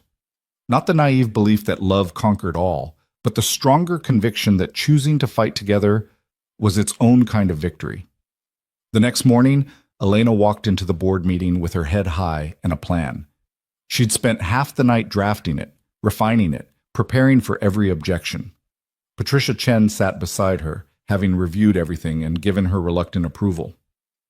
Thank you for meeting on short notice, Elena began, her voice steady. I know you've asked me to choose between my position and my relationship with Mason Reed. I'm here to present a third option. Richard Thornton looked skeptical. Elena, we've been very clear, and I've heard you, but I'm not resigning, and I'm not ending my relationship. Instead, I'm proposing a comprehensive ethics framework that will govern not just my conduct, but the conduct of all executives in similar situations moving forward. She pulled up her presentation, walking them through the proposal. Mandatory disclosure of all relationships between employees at different levels. Recusal protocols for any decisions that could be perceived as conflicts of interest. Quarterly ethics audits. Third-party oversight for situations where bias might be a factor. And significantly, the establishment of clear professional boundaries that would move Mason's reporting structure further away from Elena's direct influence. Mason Reed will be transferred to a newly created role in our satellite office, Elena explained. He'll report directly to the Chief Operations Officer with no interaction with me in his evaluation or compensation decisions. We'll maintain complete transparency about our relationship while ensuring zero possibility of favoritism. Margaret Chen spoke up. And you think this addresses the perception problem? Elena, people will still talk. They'll still assume you're showing preference. Probably, Elena agreed. But that's their problem, not ours. We can't control what people assume. We can only control our actions. And if our actions are beyond reproach, if we maintain the highest ethical standards, if we're more transparent than anyone else in this building, then eventually the facts will speak louder than the gossip. That's an awfully optimistic view, Thornton said dryly. Maybe. But consider the alternative. If you force me to choose between my personal life and my professional one, you're establishing a precedent that says leaders can't have relationships, that we're supposed to be these perfectly isolated figures who never connect with anyone in our professional orbit. That's not just unrealistic. It's cruel. And it's discriminatory, because you know as well as I do that male CEOs date employees all the time without facing this level of scrutiny. The room went silent. Elena had said the quiet part loud, and everyone knew it was true. Patricia Chen stepped in then, her voice professionally neutral. The proposed framework is actually more stringent than what most companies require. If the board approves it, Crestwell Dynamics would have one of the most robust ethics policies in the industry. That's not just good governance, it's good PR. The board debated for another hour. Elena sat through accusations and implications and thinly veiled suggestions that she was being unprofessional. She weathered it all with the same calm determination that had built her company, refusing to be shamed or intimidated. Finally, Thornton called for a vote. All in favor of implementing CEO Ward's ethics framework and allowing the relationship to continue under strict oversight? 5 hands went up, 3 stayed down. It was enough. Motion passes, Thornton said, though his expression suggested he still thought this was a terrible idea. But Elena, understand this. You're under a microscope now. One misstep, one hint of impropriety, and we'll revisit this decision. Are we clear? Crystal, Elena said, and meant it. She left that meeting feeling bruised but victorious. She'd fought for something that mattered and won, even if the victory came with strings attached. Now came the harder part, actually living under the scrutiny she'd agreed to. Mason took the news of his transfer with characteristic calm. Satellite office is actually closer to Ellie's school, better for pickups. You're not upset about being moved? Elena, I never wanted to work directly under you anyway. It was always going to be complicated. This way we have clear boundaries and I get a shorter commute. Sounds like a win to me. They were in the parking garage again, their safest place for private conversations, and Elena leaned against her car feeling the exhaustion of the past weeks finally catching up. I keep waiting for the other shoe to drop, she admitted. For something else to go wrong. Then stop waiting for it and just live, Mason suggested. We fought for this. We earned this.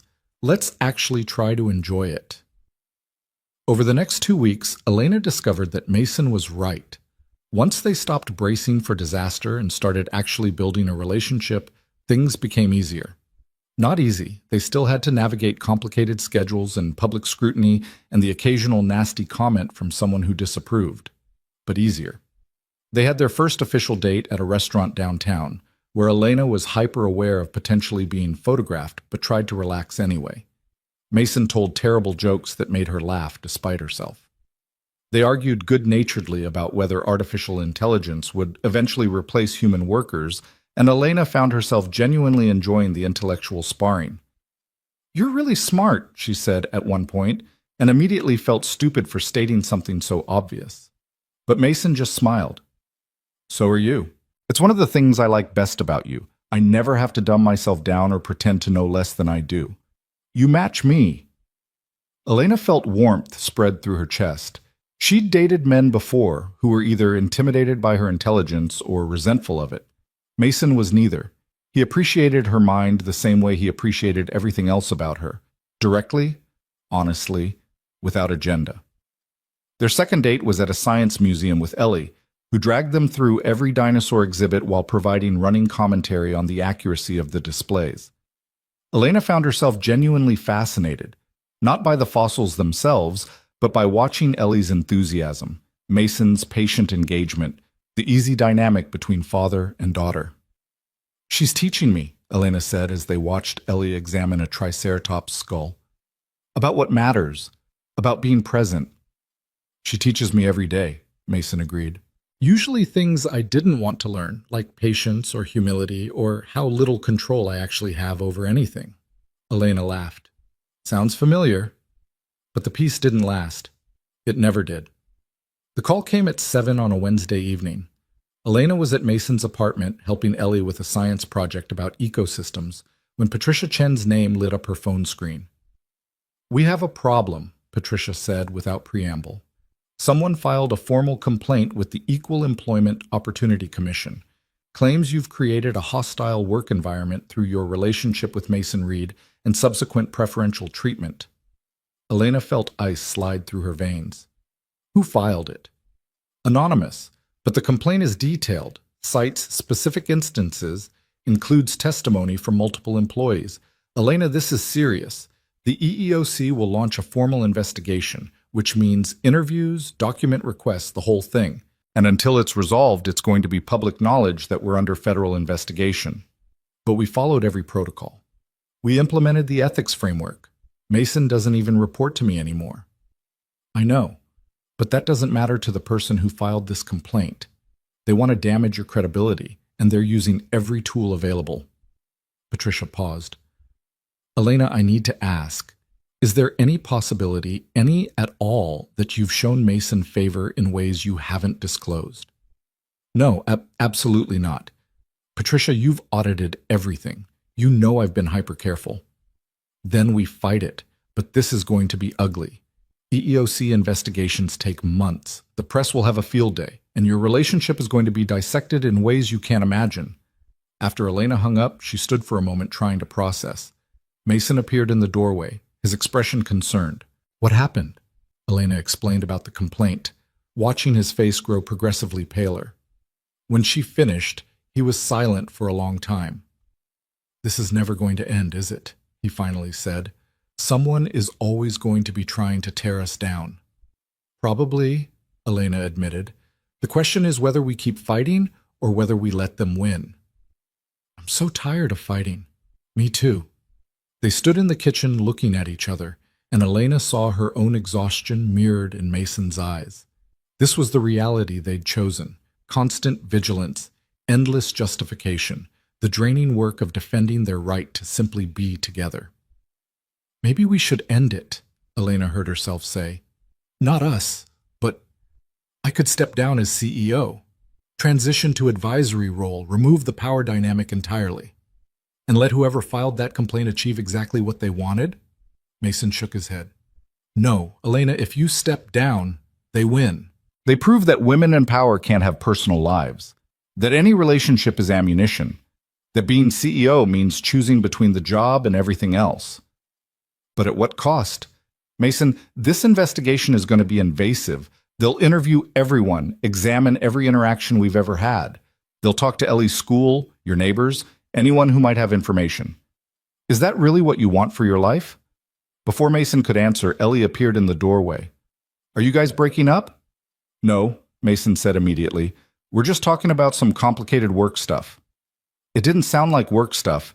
It sounded like you're trying to protect each other by pushing each other away. Ellie crossed her arms. That's what happened in the movie we watched last week. The princess left because she thought the kingdom needed her to, but really she just needed to trust that people would help her fight the bad guys. Elena felt her throat tighten. When did you get so wise? I've always been wise. Adults just don't listen. Ellie looked between them seriously. You can't give up. If you give up, then all the mean people win, and then they'll just be mean to the next person. Someone has to show them they're wrong. Out of the mouths of babes, Elena thought. An 8-year-old had just articulated what she'd been struggling to understand, that this wasn't just about her and Mason anymore. It was about setting a precedent, about proving that women in leadership could have complex personal lives and still be competent professionals. You're right, Elena said to Ellie. We're not giving up. We're going to fight this together. The EEOC investigation launched the following week. Elena had prepared herself for scrutiny, but the reality was still overwhelming. Investigators interviewed 43 current and former employees. They examined 2 years of emails, meeting notes, project assignments, performance reviews. They requested Elena's personal calendar, her phone records, documentation of every interaction she'd had with Mason since they'd started dating. The press covered it extensively. Some outlets were sympathetic, framing it as a witch hunt against a successful woman. Others implied she was getting what she deserved for mixing business with pleasure. The comments sections were predictably toxic. Elena endured it all with gritted teeth and Patricia Chen's steady support. She provided every document requested, answered every question honestly, maintained her composure even when investigators implied she was lying or hiding something. Mason went through his own interviews, equally invasive and draining. He came home from each one looking more exhausted, and Elena hated that he was suffering because of her. But the worst came 3 weeks into the investigation when the lead investigator called Elena in for what was supposed to be a routine follow-up. Instead, she found herself facing questions that made her blood run cold. Miss Ward, We've received information suggesting that your relationship with Mr. Reed began before his employment investigation concluded. Specifically, that you may have been romantically involved during the time you were investigating the corporate espionage allegations. Elena felt the floor drop out from under her. That's not true. We didn't become involved until after he was cleared. But you had feelings for him before then? You've admitted to months of growing attraction. Having feelings isn't the same as acting on them. I maintained complete professional boundaries during that investigation. I hired independent auditors specifically to avoid any appearance of bias. And yet you eventually entered into a relationship with the man you just publicly vindicated. You can see how that looks, Ms. Ward. It looks like two people who respected each other professionally eventually developed personal feelings, which is what happened. The investigator made notes without responding. Elena left that interview feeling sick. Someone had fed the EEOC a narrative designed to make her look corrupt, as if she'd cleared Mason not because of evidence, but because she wanted to date him. That night she called Mason in a panic. They think I vindicated you so we could be together. Someone told them we were involved during the investigation. But we weren't. I know that. You know that. But how do we prove it? It's just our word, and right now our word doesn't seem to count for much. Mason was quiet for a moment. Then, the Thai restaurant. Our first dinner. I paid with a credit card. That was after I was cleared, right? Yes, 2 days after. And before that, all our interactions were in the office or documented work meetings. Elena thought back. Yes, the coffee shop across from Ellie's school. I was there observing, but we didn't actually interact. Everything else was professional until after the investigation concluded. Then we get the credit card receipts, my calendar showing when I left work, security footage from the office showing we never met privately during that time.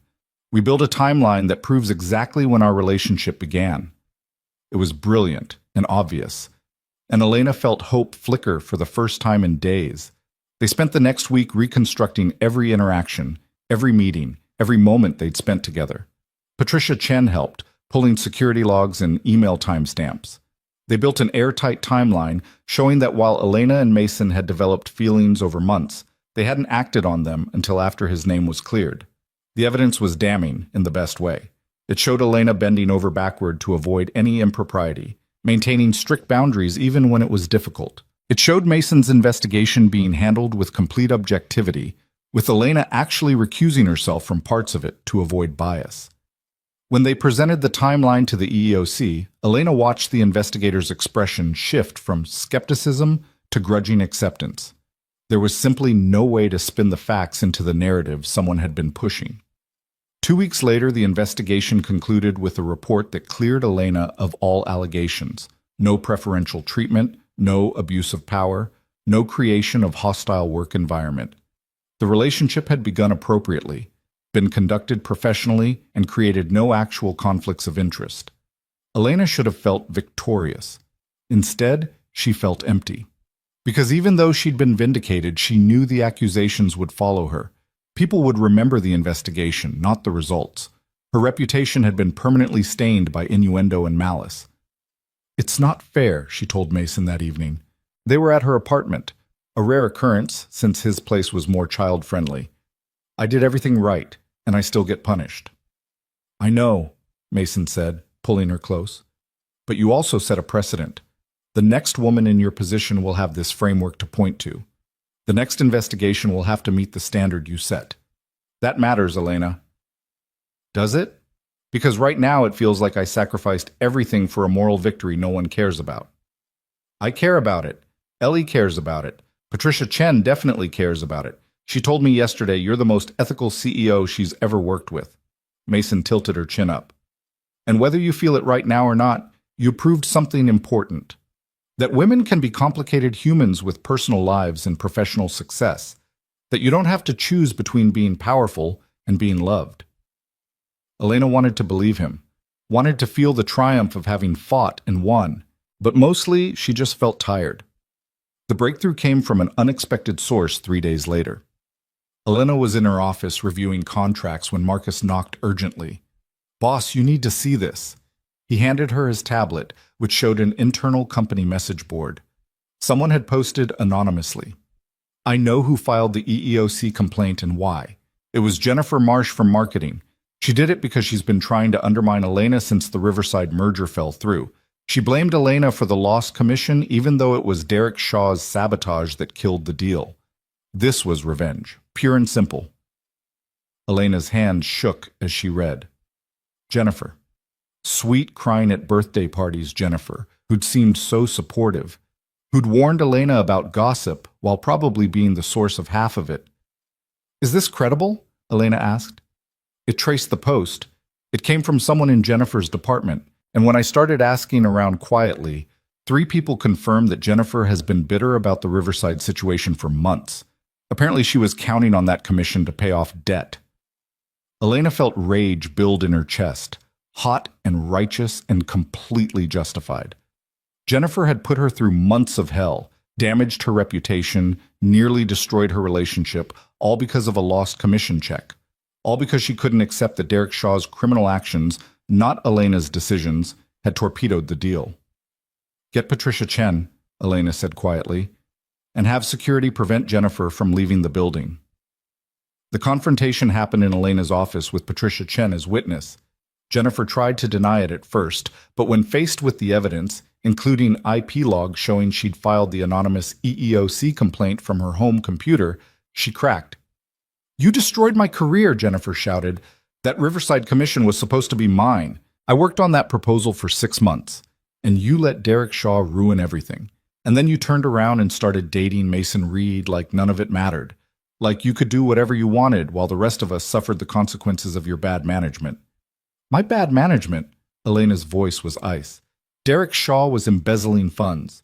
He committed fraud. He framed Mason Reed. Those were his actions, not mine. And the fact that you've spent months trying to punish me for his crime says everything about your character and nothing about my leadership.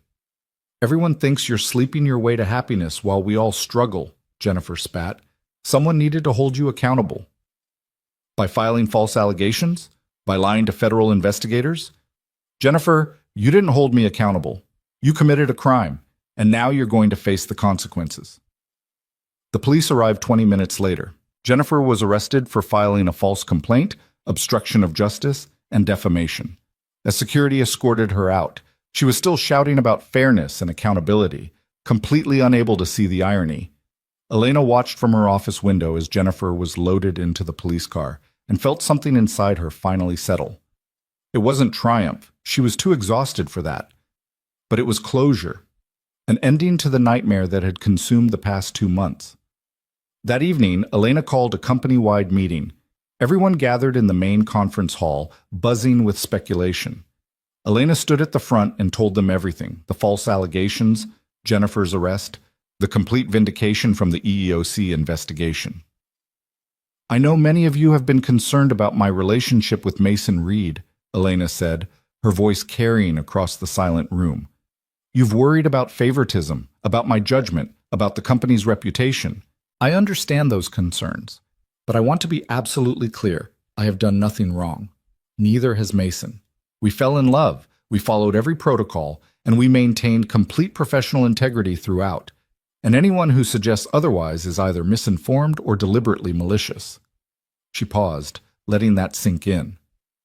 Going forward, I expect this company to be a place where people can have complex, messy, human lives and still be respected professionals. Where women in leadership aren't held to impossible standards of perfection. Where relationships between consenting adults are treated as private matters, unless they create actual, not perceived, conflicts of interest. If you can't work in that environment, I invite you to find employment elsewhere. The room was dead silent. Then someone in the back started clapping, Marcus. Then Patricia Chen joined in, then more people, until the entire company was applauding, and Elena felt tears prick her eyes. After the meeting, Mason found her in her office. He didn't say anything, just pulled her into a hug that lasted long enough for Elena to remember how to breathe. It's over, she whispered into his shoulder. It's finally over. Not over, Mason corrected gently. Just beginning, the actual beginning, where we get to just be together without constantly defending ourselves. Elena pulled back to look at him. Think we can handle boring domesticity after all this drama? Mason smiled. Only one way to find out. They tried. For 3 weeks after Jennifer's arrest, Elena and Mason attempted to build something resembling a normal relationship. Dinner dates where they actually relaxed, weekends at the park with Ellie, quiet evenings at Mason's apartment watching movies while Ellie did homework at the kitchen table. It should have been easy, should have felt like the reward they'd earned after months of fighting. But Elena couldn't shake the feeling that she was waiting for the next disaster. Every time her phone buzzed, she tensed. Every board meeting felt like potential ambush. She'd started sleeping poorly, waking at 3 a.m. with her mind racing through worst-case scenarios that grew more elaborate and unlikely with each passing night. "You're not present," Mason said one evening. They were cooking together in his kitchen, or rather, Mason was cooking while Elena stood at the counter pretending to chop vegetables, but mostly staring into space. "Where'd you go?" "I'm here," Elena protested automatically. "Physically, sure. Mentally, you've been somewhere else for days." Mason turned off the stove and faced her. "Talk to me. What's going on?" Elena set down the knife, her hands trembling slightly. "I keep thinking it's not over, that there's someone else waiting to file a complaint or leak something to the press or find some new way to make us pay for being together. I can't stop bracing for impact." "So we're living in anticipation of disaster that might never come?" "Every disaster we've faced so far came from somewhere I didn't expect," Elena said, her voice rising. "Derek Shaw framing you. Jennifer filing false allegations. Who's next, Mason? Which person at that company is going to decide they're entitled to destroy us because they don't like that we're together?" "Maybe no one. Maybe we actually get to just live now." "You don't believe that any more than I do." Mason was quiet for a moment, and Elena knew she'd hit a nerve. Because he was tired too. Tired of defending their relationship, tired of being scrutinized, tired of living under constant pressure. She could see it in the lines around his eyes, the tension he carried in his shoulders, even during supposedly relaxing moments. "What do you want me to say?" Mason asked finally. "That it's been easy? It hasn't. That I don't sometimes wonder if we made a mistake? I do. But Elena, the alternative is giving up, and I'm not ready to do that. Are you?" Before Elena could answer, Ellie burst through the front door with Mason's mother, who'd picked her up from an after-school program. The little girl was talking a mile a minute about some classroom drama involving stolen erasers and questionable alliances, and the moment for honest conversation passed. Later that night, after Ellie was in bed and Mason's mother had left, Elena found herself standing in Mason's small bathroom staring at her reflection. She looked exhausted. Not just tired from long work hours, but fundamentally worn down in a way that sleep couldn't fix. The past 6 months had aged her. Her phone buzzed. A text from Patricia Chen. "Board meeting moved to tomorrow morning. Thornton's request. Agenda TBD." Elena's stomach dropped. Unscheduled board meetings never meant good news. She walked back to the living room where Mason was cleaning up dinner dishes. "I have to go," she said. "Emergency board meeting tomorrow morning." Mason's hand stilled in the soapy water. "What now?" "I don't know, but Thornton called it, which means it's not going to be friendly." Elena grabbed her purse, suddenly desperate to leave, to have space to think. "I should go home. Prepare." "Elena, it's 9 p.m. What are you going to prepare for when you don't even know what the meeting is about?" "I don't know, okay? I just need to be alone right now." She saw hurt flash across Mason's face, but he didn't argue, just dried his hands and walked her to the door. "Call me after? Let me know you're okay?" "Of course." Elena kissed him quickly, perfunctorily, and left before he could see the tears threatening to spill. She drove home in silence, her mind spinning. Something was coming. She could feel it. Another attack, another crisis, another test of whether this relationship could survive in the hostile environment they'd created. And she was so tired of fighting. The board meeting the next morning confirmed her worst fears. Richard Thornton waited until everyone was seated before dropping his bomb. "The Riverside competitor that received our leaked merger proposal is threatening to sue for tortious interference," he announced. They claimed that Derek Shaw's actions, while criminal, were enabled by lax oversight from executive leadership, specifically from you, Elena. Elena felt her blood pressure spike. That's absurd. Derek Shaw operated outside established protocols. I had no knowledge of his activities until you launched an investigation to clear your boyfriend, Thornton interrupted. That's how they're framing it. That you were so distracted by your personal life that you failed to notice criminal activity happening under your nose. And now they're demanding a settlement of $15 million or they'll take it to court. Let them take it to court, Elena said coldly. We did nothing wrong. Derek Shaw was a criminal who hid his activities carefully.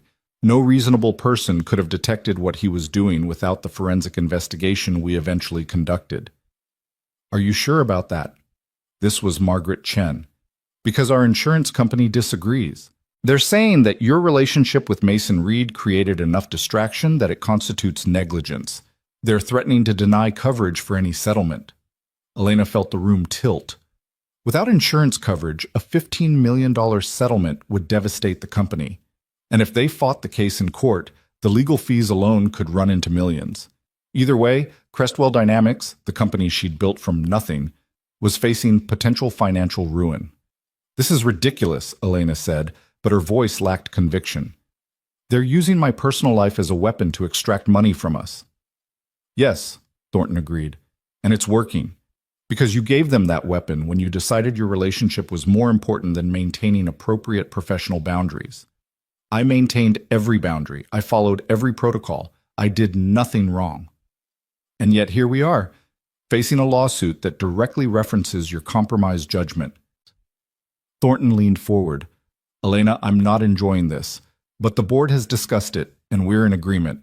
The only way forward is for you to step down as CEO. Transition to an advisory role, minimize the perception of impropriety, give us grounds to argue that we've taken corrective action. You want me to resign because someone is using my personal life to extort the company? We want you to put the company's interests first, which is what you failed to do for the past 6 months. Elena looked around the table, seeing varying degrees of sympathy and resignation on the other board members' faces. They'd already decided. This meeting wasn't a discussion. It was a notification. I need time to consider, Elena said, her voice barely steady. You have until Monday, Thornton replied. Resign voluntarily or we'll call for a vote of no confidence. Either way, you're done as CEO. Elena made it back to her office before the tears came. She'd known this was a possibility from the moment she'd chosen to fight for her relationship with Mason.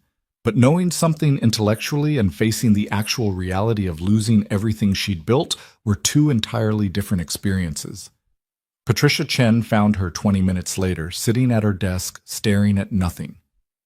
I heard. I'm sorry, Elena. Sorry doesn't change anything. No, but for what it's worth, I think they're wrong. You were an exemplary CEO who happened to fall in love. That shouldn't be a firing offense. Apparently it is. Elena wiped her eyes roughly. 7 years. 7 years of 80-hour weeks and sacrificing everything for this company.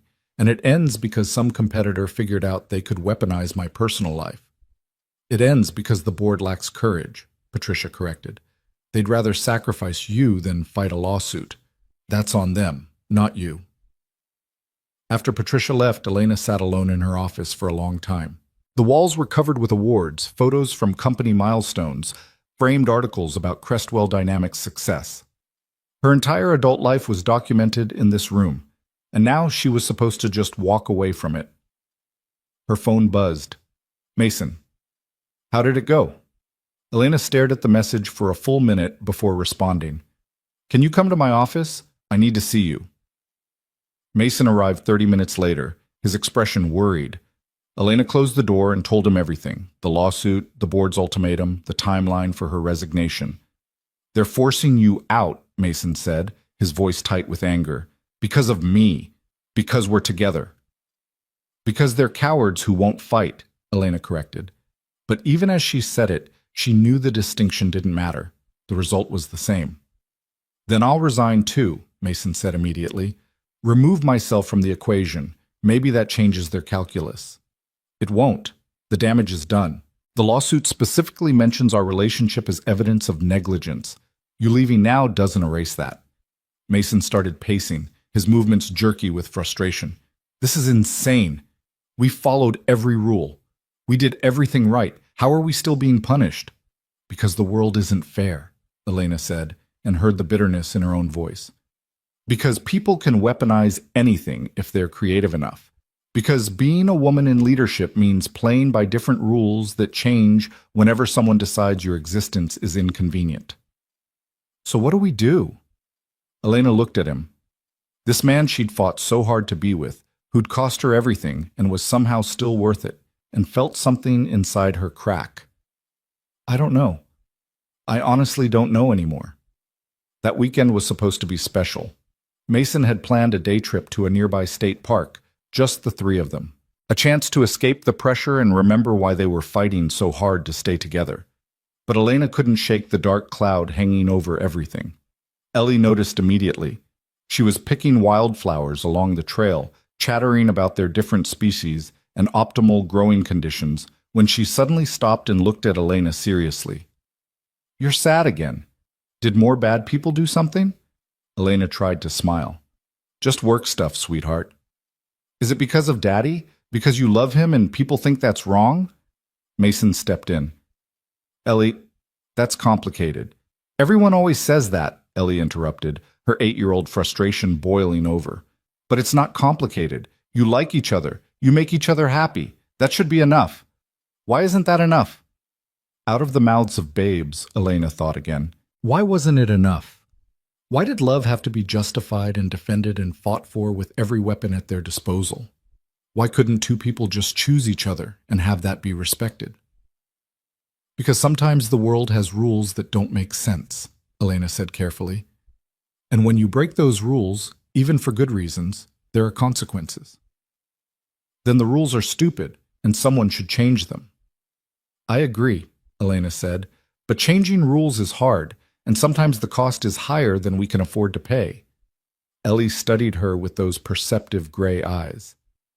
Are you going to leave us? Because of the stupid rules? The question hit Elena like a physical blow. She looked at Mason, saw her own panic reflected in his expression. I'm not leaving you, Ellie. I promise. But you're leaving the job. That's why you're sad. It wasn't a question. Somehow this brilliant, intuitive child had put together all the pieces that the adults were trying to hide. Maybe, Elena admitted, because lying to Ellie felt worse than the truth. Some people at my work think it would be better if I wasn't in charge anymore, because of the mistakes other people made that they're blaming on me. That's not fair. No, it's not. So fight them, like you fought before. Ellie said it with such certainty, such faith that fighting was always the answer. I'm tired of fighting, sweetheart. But you can't give up, because then they win, and then they'll do it to someone else. You taught me that. Ellie crossed her arms. You said when bullies win, they keep bullying, so you have to stop them. Elena felt tears sting her eyes. She'd said that to Ellie weeks ago, trying to explain why she was fighting so hard to clear Mason's name. And now her own words were being thrown back at her by a child who understood integrity better than most adults. What if I don't know how to fight anymore? Elena asked quietly. Then Daddy and I will help you remember, Ellie said simply. She took Elena's hand with complete trust, and something inside Elena's chest cracked wide open. That evening, after they'd returned from the park and put Ellie to bed, Elena and Mason finally had the conversation they'd been avoiding. I don't want to resign, Elena said. They were sitting on Mason's couch in the dark, too exhausted to even turn on lights. But I don't see another option. If I fight this, the legal battle could destroy the company. All those people who depend on Crestwell for their livelihoods would suffer. How can I prioritize my pride over their financial security? Is it pride? Mason asked. Or is it principle? Because from where I'm sitting, this isn't about you being stubborn. It's about whether powerful women are allowed to have personal lives without being destroyed for it. Pretty words. Doesn't change the practical reality.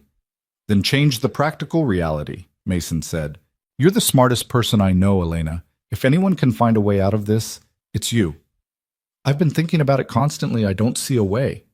Mason was quiet for a long moment. Then he said, What if you didn't resign? What if you fought the lawsuit and won? The board doesn't want to fight. They want to settle and move on. The board wants you to resign so they can claim they took corrective action. But what if there's a third option? What if you step down temporarily, I leave the company entirely, and you fight the lawsuit from outside. Prove that the allegations are baseless, that your relationship had nothing to do with Derek Shaw's crimes, and once you win, you negotiate your way back in. Elena turned to look at him. You'd quit? Leave your job? I do it for the right reasons. Not because I'm being forced out, but because it's the strategic move that protects what we've built. Mason took her hand. Elena, I don't care about my job at Crestwell. I care about you. And I care about proving that loving each other doesn't make us incompetent or negligent or any of the other things they're accusing us of being. That's a huge risk. If we lose the lawsuit, neither of us has a job. If you resign now, you definitely don't have a job. At least this way, we're fighting on our terms. Elena felt something shift in her chest. Not quite hope, but maybe the possibility of hope. A plan that felt less like surrender and more like strategy. I'd need a good lawyer, someone who specializes in corporate litigation and isn't afraid to get aggressive. I might know someone, Mason said. Sarah, my late wife, her brother is a corporate attorney. Brilliant, ruthless when he needs to be. He owes me a favor. Over the next 3 days, Elena and Mason built their case. They met with Mason's brother-in-law, Daniel, a shark of a lawyer who listened to their story with growing outrage. This is textbook extortion, Daniel said after reviewing the lawsuit. They're using your relationship as leverage because they think you'll fold rather than risk public scrutiny. But the actual legal basis is garbage. Derek Shaw was operating independently, hiding his activities, and was caught through an investigation you initiated. There's no negligence here. Can we win? Elena asked. In court? Absolutely. But it'll be ugly. They'll drag your relationship through depositions, question every decision you made, imply impropriety at every turn. You need to be prepared for that level of invasion. Elena looked at Mason, who nodded. We're prepared. We've been living with invasion for months. At least this time we're fighting back. On Monday morning, Elena walked into the board meeting with her head high and Daniel beside her. Richard Thornton looked surprised to see the attorney. Elena, we agreed you had until today to submit your resignation. I'm not resigning, Elena said calmly. Instead, I'm temporarily stepping back as CEO while I fight this lawsuit personally. Patricia Chen will serve as interim CEO. Mason Reed has voluntarily resigned from the company to remove any appearance of conflict, and I'm here to inform you that we will be countersuing the Riverside competitor for malicious prosecution and defamation. The room erupted. Thornton was shouting about insurance liability. Margaret Chen was trying to talk over him. Other board members were demanding clarification. Elena let the chaos swirl around her and felt, for the first time in weeks, completely certain of her path. Daniel held up a hand. The lawsuit against Ms. Ward is baseless and motivated by revenge for the Riverside deal falling through. We have documentation proving Derek Shaw acted independently and that Ms. Ward's oversight was appropriate given the sophisticated nature of his fraud. Furthermore, the plaintiff's specific focus on Ms. Ward's personal relationship as evidence of negligence constitutes defamation per se, a false statement that damages her professional reputation. You can't countersue, Thornton sputtered. The cost, the publicity. I can and I will, Elena said, with or without the board's support, but I'd prefer to fight this with Crestwell's backing because winning will protect not just me, but every employee who's ever been in a relationship with someone in their professional sphere. This matters, Richard, and I'm not walking away. The vote was close, 5-4 in favor of supporting Elena's legal strategy. But it was enough. They had official backing, insurance coverage, and the moral high ground. Now they just had to prove it in court. The next 3 months were brutal. Depositions that lasted entire days. Document discovery that required Elena to turn over years of emails and records.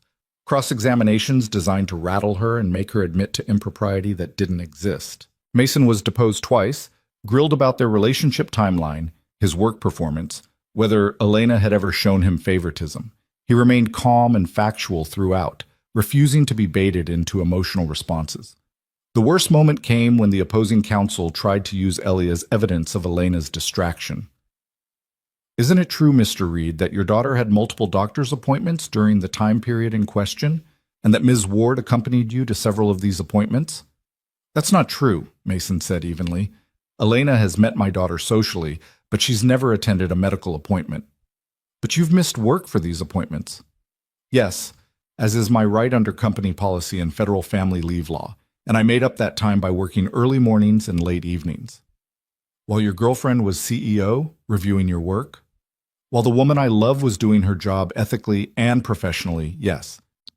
Daniel objected before opposing counsel could pursue that line further, but the damage was done. The press coverage was exactly as ugly as predicted, with headlines about CEO's secret romance and corporate love triangle costs millions. Elena endured it all by focusing on what mattered, the evidence, the forensic report showing Derek Shaw's fraud, the independent audit proving her investigation was thorough and unbiased, the testimony from Patricia Chen and other executives confirming that Elena's decision-making had remained sound throughout, the timeline proving she and Mason hadn't acted on their feelings until after all professional complications were resolved. The turning point came during Elena's second deposition, when opposing counsel made a critical mistake. Ms. Ward, isn't it true that you developed romantic feelings for Mr. Reed specifically because you were working closely with him during a high-stress investigation? No, Elena said calmly. I developed feelings for Mason Reed because he's intelligent, kind, principled, and an excellent father. The investigation was already complete when our relationship began. And frankly, your question reveals the sexist assumption underlying this entire lawsuit, that a woman in leadership can't make sound professional judgments if she also has personal feelings. Would you ask a male CEO the same question? Ms. Ward, because male executives date employees all the time without facing this level of scrutiny. They marry their secretaries, have affairs with junior staff, show blatant favoritism, and it's treated as personal business. But I follow every protocol, maintain perfect boundaries, and conduct an independent investigation to avoid even the appearance of bias, and somehow that's still not enough. So no, counselor, I don't accept the premise of your question. Daniel later told her that moment won them the case. The deposition video would be played in court, and it perfectly captured the double standard at the heart of the lawsuit. The jury would see a competent woman being attacked for simply being human. The trial lasted 2 weeks. Elena sat through every session, maintaining her composure even when testimony got personal or cruel. Mason sat in the gallery when he wasn't needed on the stand, a quiet presence that reminded Elena why she was fighting. Ellie asked about it constantly. Did you win today? Are the bad people going away? And Elena had to explain that court wasn't like her playground disputes. There was no clear victor each day, just a slow accumulation of evidence and argument. But in the end, the evidence was overwhelming. The jury deliberated for less than 4 hours before returning with a verdict. No negligence, no liability, lawsuit dismissed with prejudice. And in a stunning turn, they awarded Elena damages for the defamation claim. Not the millions she'd asked for, but enough to make a point. Elena didn't celebrate. She walked out of that courthouse feeling hollowed out and exhausted. She'd won, but the cost had been enormous. 3 months of her life consumed by legal battles. Her reputation dragged through mud. Her relationship with Mason tested in ways that would leave permanent scars. That evening, she met Mason at their favorite Thai restaurant, the same place where they'd had their first real conversation months ago. It felt like decades had passed since then. "We won," Mason said, raising his water glass, "against everyone who said we couldn't, against every obstacle they threw at us." "We survived," Elena corrected. "I'm not sure that's the same as winning." "Isn't it? We're still together. You're vindicated. The truth came out. What more do we need?" "I need to figure out who I am without Crestwell Dynamics defining me," Elena said quietly. "I stepped down as CEO. Even though I won, I can't go back to that role. Not after everything that's happened. The board doesn't trust me. Half the company thinks I'm either corrupt or naive, and I'm so tired of fighting that I don't even want to fight anymore." Mason reached across the table for her hand. "So what do you want?" Elena looked at him, really looked at him, this man who'd stood beside her through everything, who'd sacrificed his own job to protect her strategy, who'd never once suggested that their relationship wasn't worth the cost. And she realized she knew exactly what she wanted. "I want you to marry me," Elena said. "Not as a joke this time, not as a hypothetical. For real, Mason Reed. Will you marry me?" Mason's eyes widened. For a moment, he just stared at her, processing.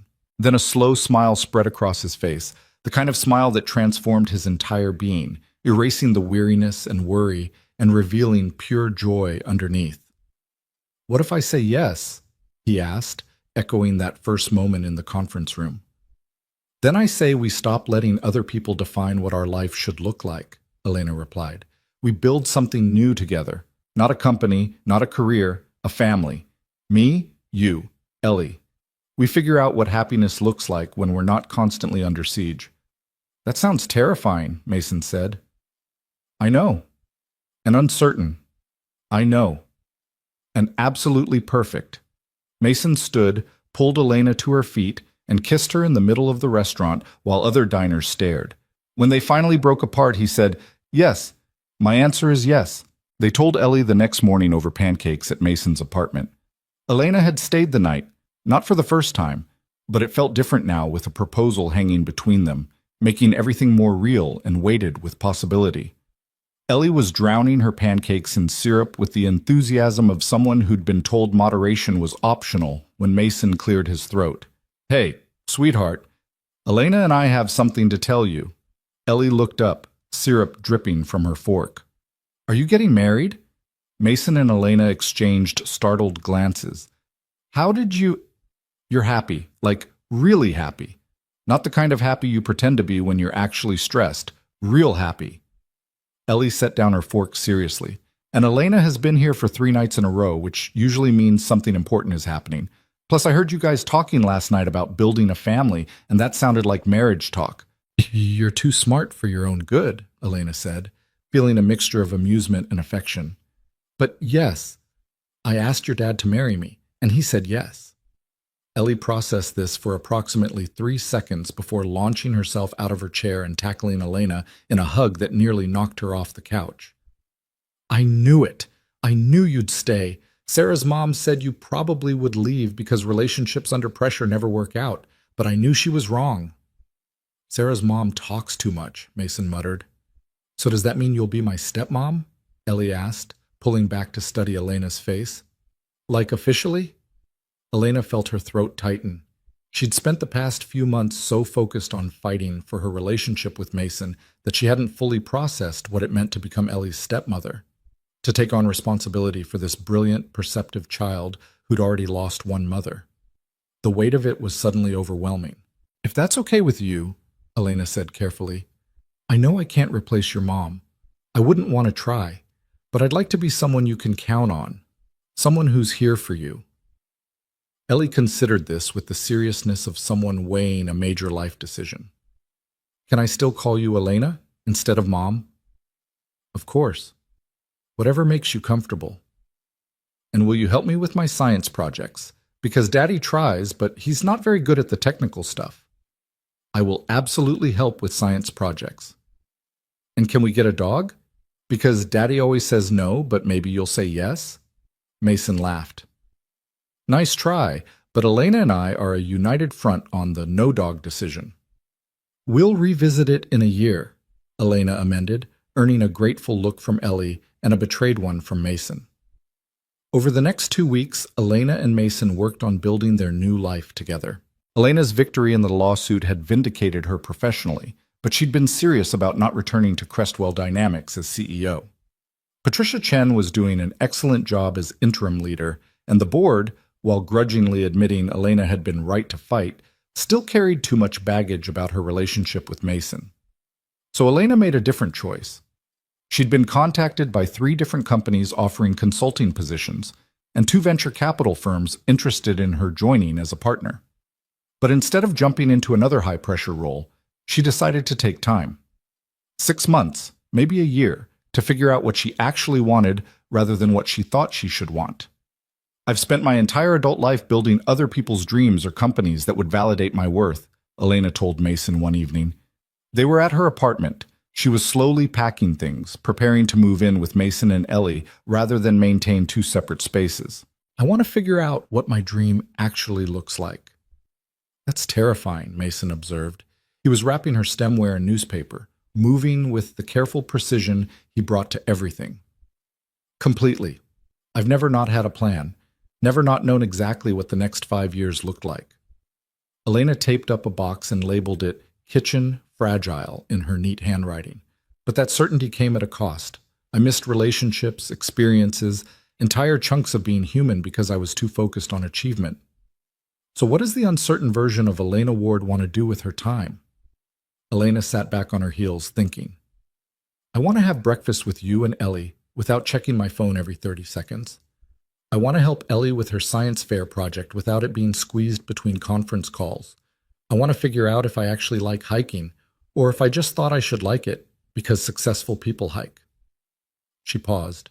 And I want to write a book. Mason looked up, surprised. A book about what? About what happened to us? The lawsuits, the investigation, the cost of being a woman in leadership who dared to have a personal life. Not as some bitter manifesto, but as a case study. Here's what we did right, here's what we did wrong, here's how companies can actually support executives having human relationships without everything falling apart. That would be controversial. Good. I'm tired of playing it safe, Elena smiled. Plus, someone needs to document this mess for the next woman who finds herself in an impossible situation. Maybe it'll help her fight smarter than we did. The engagement itself was quiet and private, the way they'd both learned to prefer things. No announcement on social media, no press release, just telling the people who mattered. Mason's mother cried happy tears and immediately started planning a wedding that Elena gently suggested might be too elaborate. Patricia Chen sent champagne with a note that said, "About damn time." Even a few former colleagues from Crestwell reached out with congratulations, though Elena noticed the absence of responses from certain board members. The wedding planning process revealed unexpected challenges. Mason wanted something small and intimate, immediate family only. Elena had no family to speak of, her parents having died years ago and no siblings to fill the gaps. It should have simplified things, but instead it highlighted how isolated she'd become while building her career. We could do it at the courthouse, Mason suggested one evening. They were looking at venue options that all felt too big or too formal. Just us, Ellie, my mom, and maybe a friend or two as witnesses. Keep it simple. Elena wanted to agree. Simple sounded perfect after months of complexity, but something held her back. What about the people at Crestwell, the ones who supported us through everything? Patricia Chen, Marcus, even some of the junior staff who sent emails saying we inspired them. Don't they deserve to be there? You want to invite your former company to our wedding? I want to show them that we won, that love survived all their scrutiny and judgment, that we built something real despite every obstacle they put in our way. Elena looked at Mason seriously. Unless you think that's petty? I think it's human and brave, and probably going to result in a much bigger wedding than either of us wanted. They compromised on a middle ground. A ceremony at the Botanical Gardens, beautiful but not ostentatious, with about 60 guests, mostly colleagues who'd supported them, a few of Mason's family members, some of Ellie's friends' parents who'd been kind during the difficult months. Not a massive celebration, but not hidden either. A statement that they had nothing to apologize for. The real complication came 2 months before the planned wedding date, when Richard Thornton requested a meeting with Elena. She almost declined. What could he possibly have to say that she wanted to hear? But curiosity won out, and she agreed to meet him for coffee at a neutral location. Thornton looked older than she remembered, the stress of the past year having carved new lines into his face. He ordered coffee with shaking hands and didn't meet her eyes for the first few minutes. I owe you an apology, he finally said, for the board's treatment during the investigation, for pushing you to resign, for not having the courage to stand by you when you needed support. Elena hadn't expected this.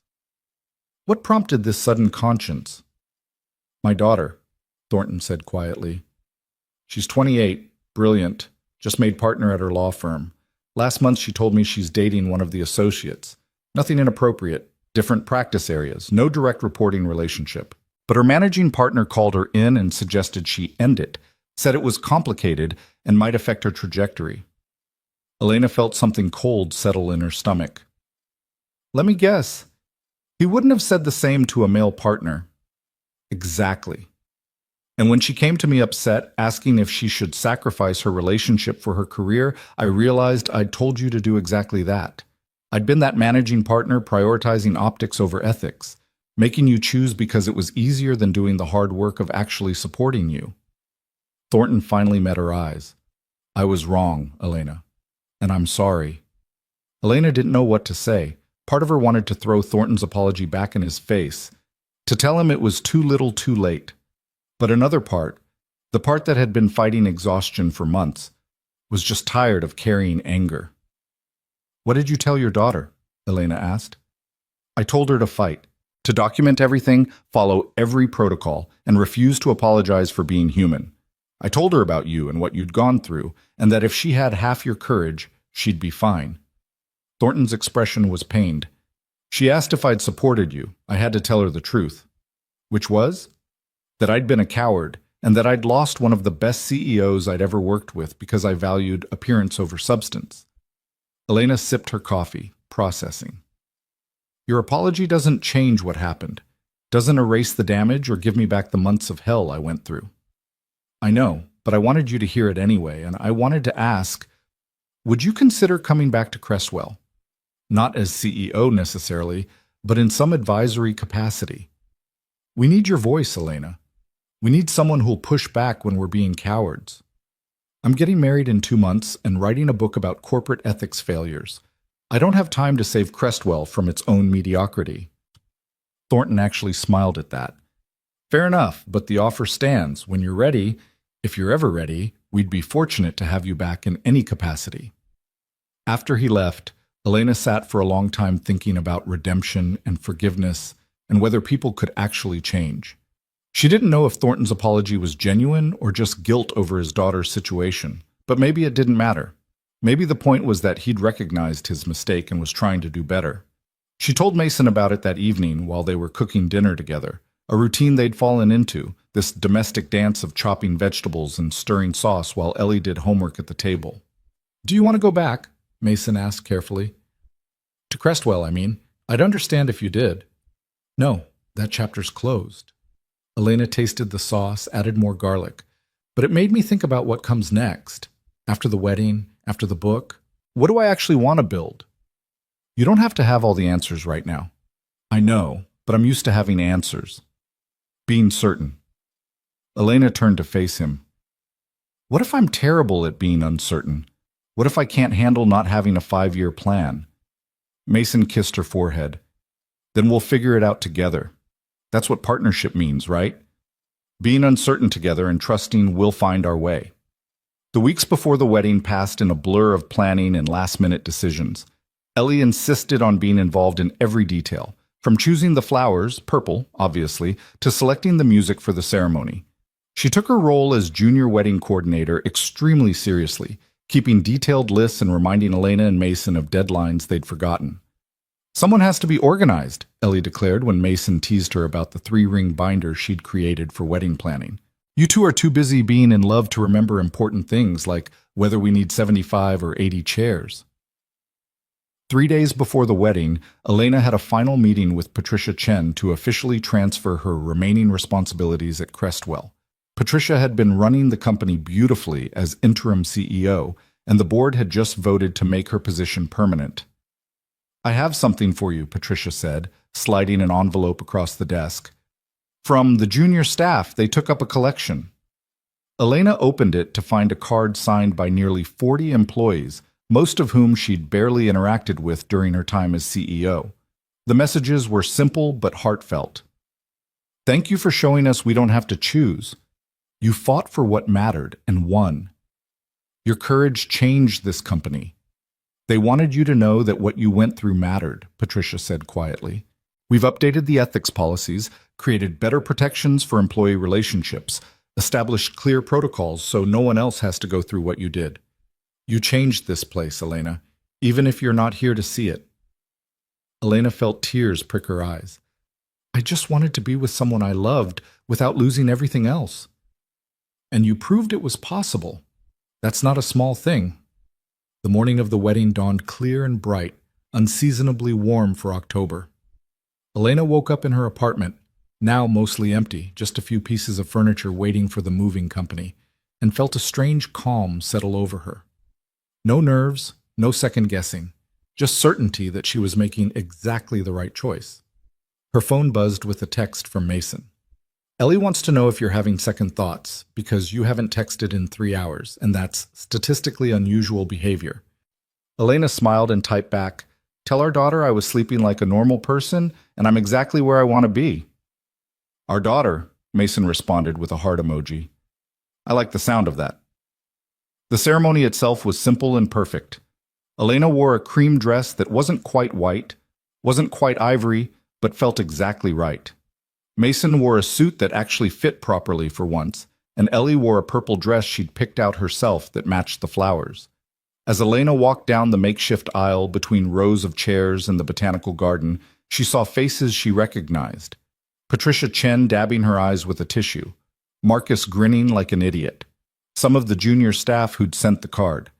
Even a few board members who'd eventually come around to supporting her, though notably not Richard Thornton. He'd sent a gift with his apologies, but understood his presence might be uncomfortable. But mostly, Elena saw Mason, standing at the end of the aisle with Ellie beside him, both of them looking at her with expressions of absolute joy and certainty. This was her family. This was what she'd fought for. This strange, complicated, beautiful thing they'd built together out of birthday jokes and corporate scandals and refusing to give up. The officiant kept the ceremony brief and personal. When it came time for vows, Elena had planned something eloquent and meaningful. Instead, she looked at Mason and said simply, "You asked me once, what if you said yes? I'm so grateful you did. I'm grateful for every fight, every obstacle, every impossible choice that led us here. You and Ellie are the best thing that ever happened to me, and I promise to spend the rest of my life earning that gift." Mason's vows were equally simple. "When you joked about marrying me in that conference room, I thought you were just being Elena, bold and funny and a little reckless. I never imagined you'd actually mean it. But I'm so glad you did. You taught me that it's possible to be vulnerable and strong at the same time, to fight for love without apologizing for it. I promise to stand beside you for whatever comes next, certain or uncertain, planned or completely unexpected."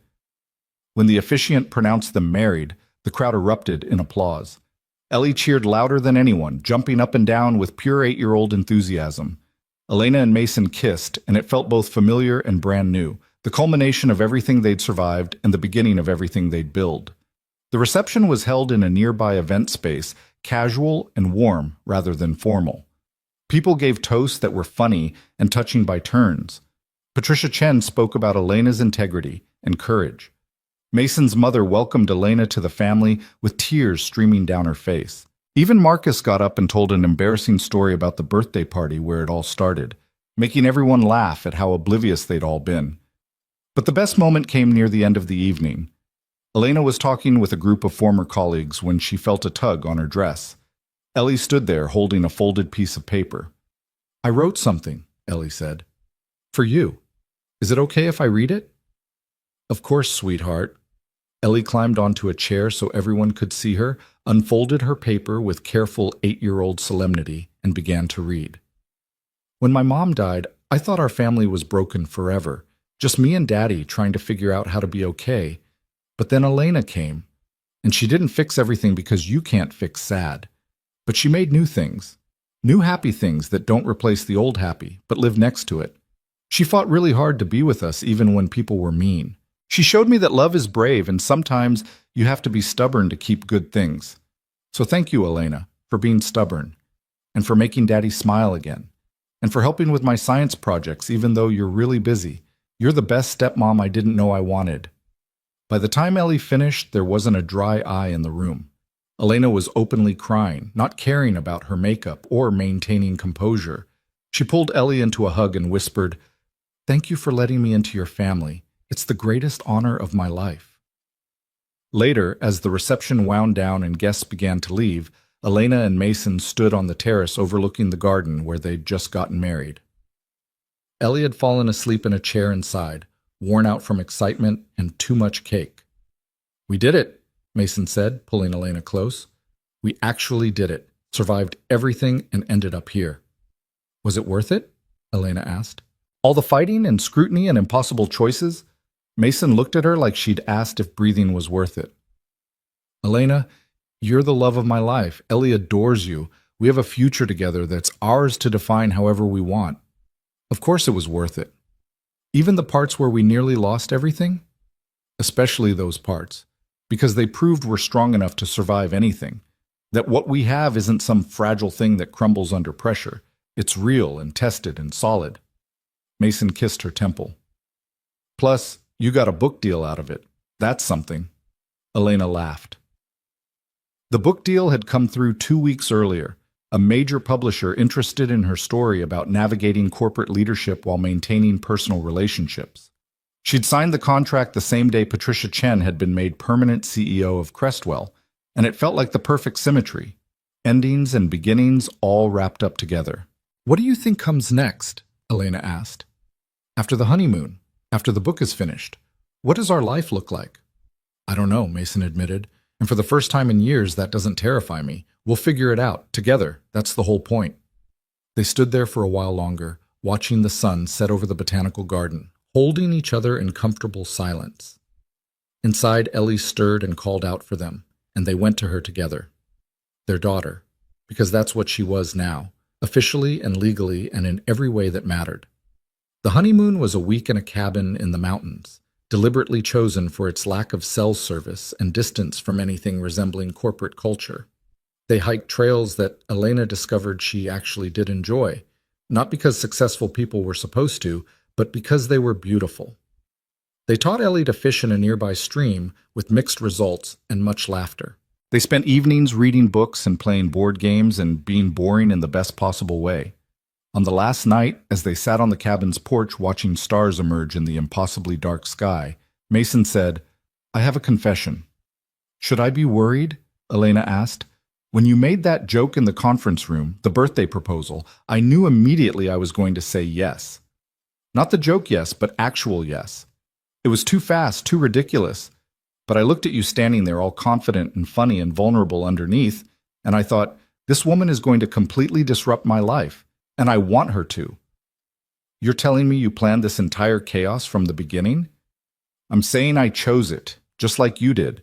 We both looked at each other and decided that whatever complications came with loving each other, they'd be worth navigating. Mason turned to face her. We were right. It was worth it. Past tense, we're not done yet. No, Mason agreed. We're just getting started. When they returned from the honeymoon, Elena threw herself into writing. The book became her obsession in the best way, channeling everything she'd learned about corporate politics, relationship management, and the impossible standards women in leadership faced. She wrote about the birthday joke, the investigation, the lawsuits, all of it. But she also wrote about resilience and partnership and refusing to apologize for being human. Mason returned to work, not at Crestwell, but at a smaller tech consulting firm that valued his skills without the complicated history. He worked reasonable hours, came home for dinner every night, and never once regretted leaving the company where he'd spent 4 years. Some chapters needed to close completely before new ones could begin. Ellie started 3rd grade with the confident swagger of a kid whose family had survived hell and come out stronger. She told anyone who'd listen about her stepmom, the author, and her dad, the consultant, and their dog, because yes, Elena and Mason had eventually caved on the dog question and adopted a rescue terrier named Newton, who was currently terrorizing their backyard. 6 months after the wedding, Elena's book hit shelves with the provocative title, Love and Liability: What Corporate America Gets Wrong About Executive Relationships. It got reviewed in major business publications, sparked debates on leadership podcasts, and sold remarkably well for what was essentially a memoir about surviving corporate politics. But the part Elena was most proud of came 3 months after publication when she received an email from a woman in Chicago.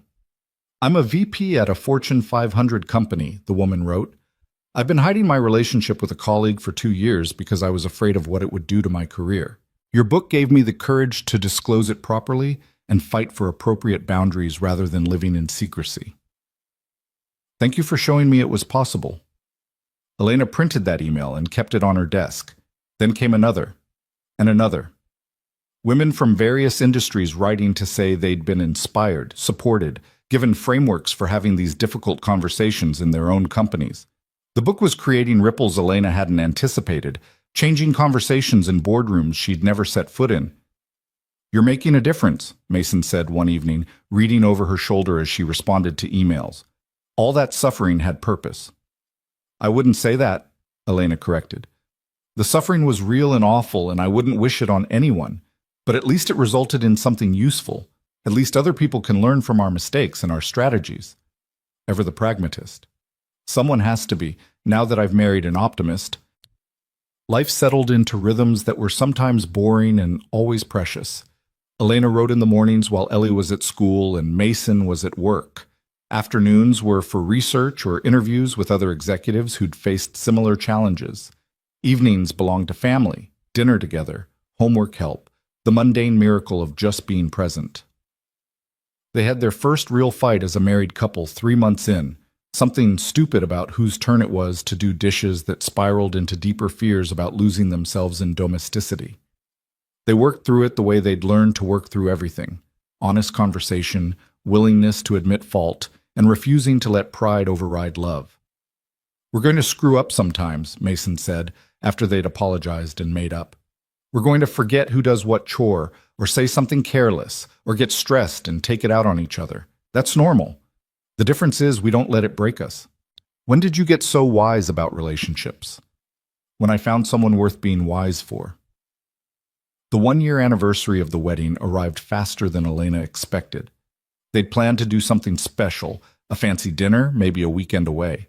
Instead, Ellie came down with the flu, and they spent the anniversary taking turns holding her hair while she threw up and watching children's movies at 3 a.m. This is very romantic, Elena said as they collapsed into bed at dawn, both exhausted from overnight nursing duty. This is life, Mason corrected.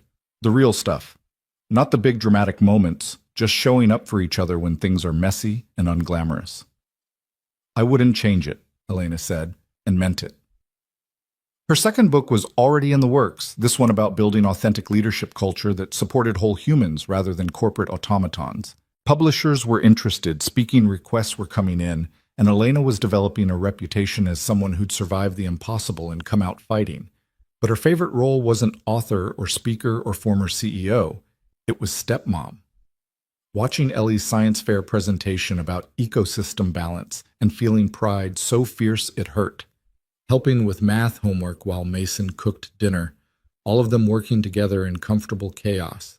Being the person Ellie called when she had a bad day at school and needed someone to vent to. You know what I realized? Elena said to Mason one evening.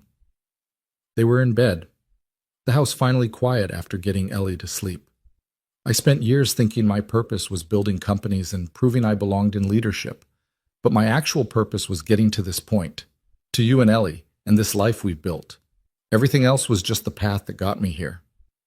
That's very profound for 10 p.m. on a Tuesday.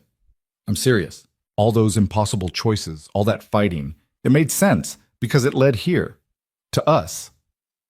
Mason pulled her closer. You know what I realized? That birthday joke you made wasn't a joke at all.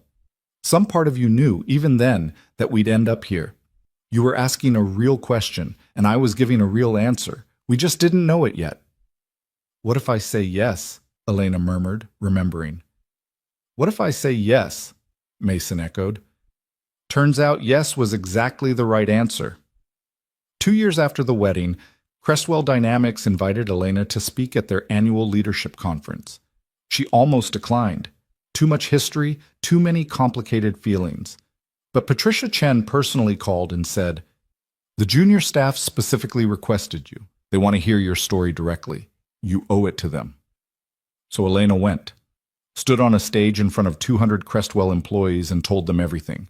The birthday joke, the investigation, the lawsuits, the board meetings where her character was questioned and her relationship weaponized, the moments of wanting to give up. And ultimately, the choice to keep fighting because the alternative meant letting small-minded people define what was possible. I'm not going to stand here and tell you it was easy or worth it in some cosmic sense, Elena said, wrapping up her talk. It was brutal and unfair, and there were days I regretted every choice that led to that pain. But I learned something important. You can survive impossible situations if you're fighting for something that matters, and love matters, partnership matters, being fully human in professional spaces matters. Don't let anyone convince you otherwise. The applause was thunderous. Afterwards, she was mobbed by employees wanting to share their own stories, ask advice, thank her for her courage. Patricia Chen found her an hour later, still signing books and answering questions. "You changed this place," Patricia said quietly. Patricia, Chow Cha-san. "More than you know. We have policies now that protect people in relationships, clear protocols, support systems, because you refused to accept that having personal feelings meant you couldn't be a good leader." "How's the company doing?" Elena asked. "Really?" "Thriving. Record profits last quarter, 3 new major clients, and a culture where people feel safe being human." Patricia smiled. "Turns out when you treat employees like whole people rather than corporate robots, they perform better." "Who knew?" "Imagine that." That evening, Elena came home to find Mason and Ellie in the kitchen attempting to bake a cake.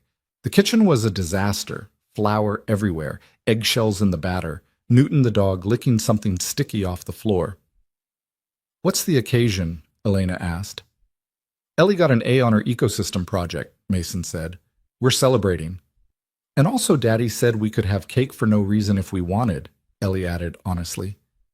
"So we wanted cake."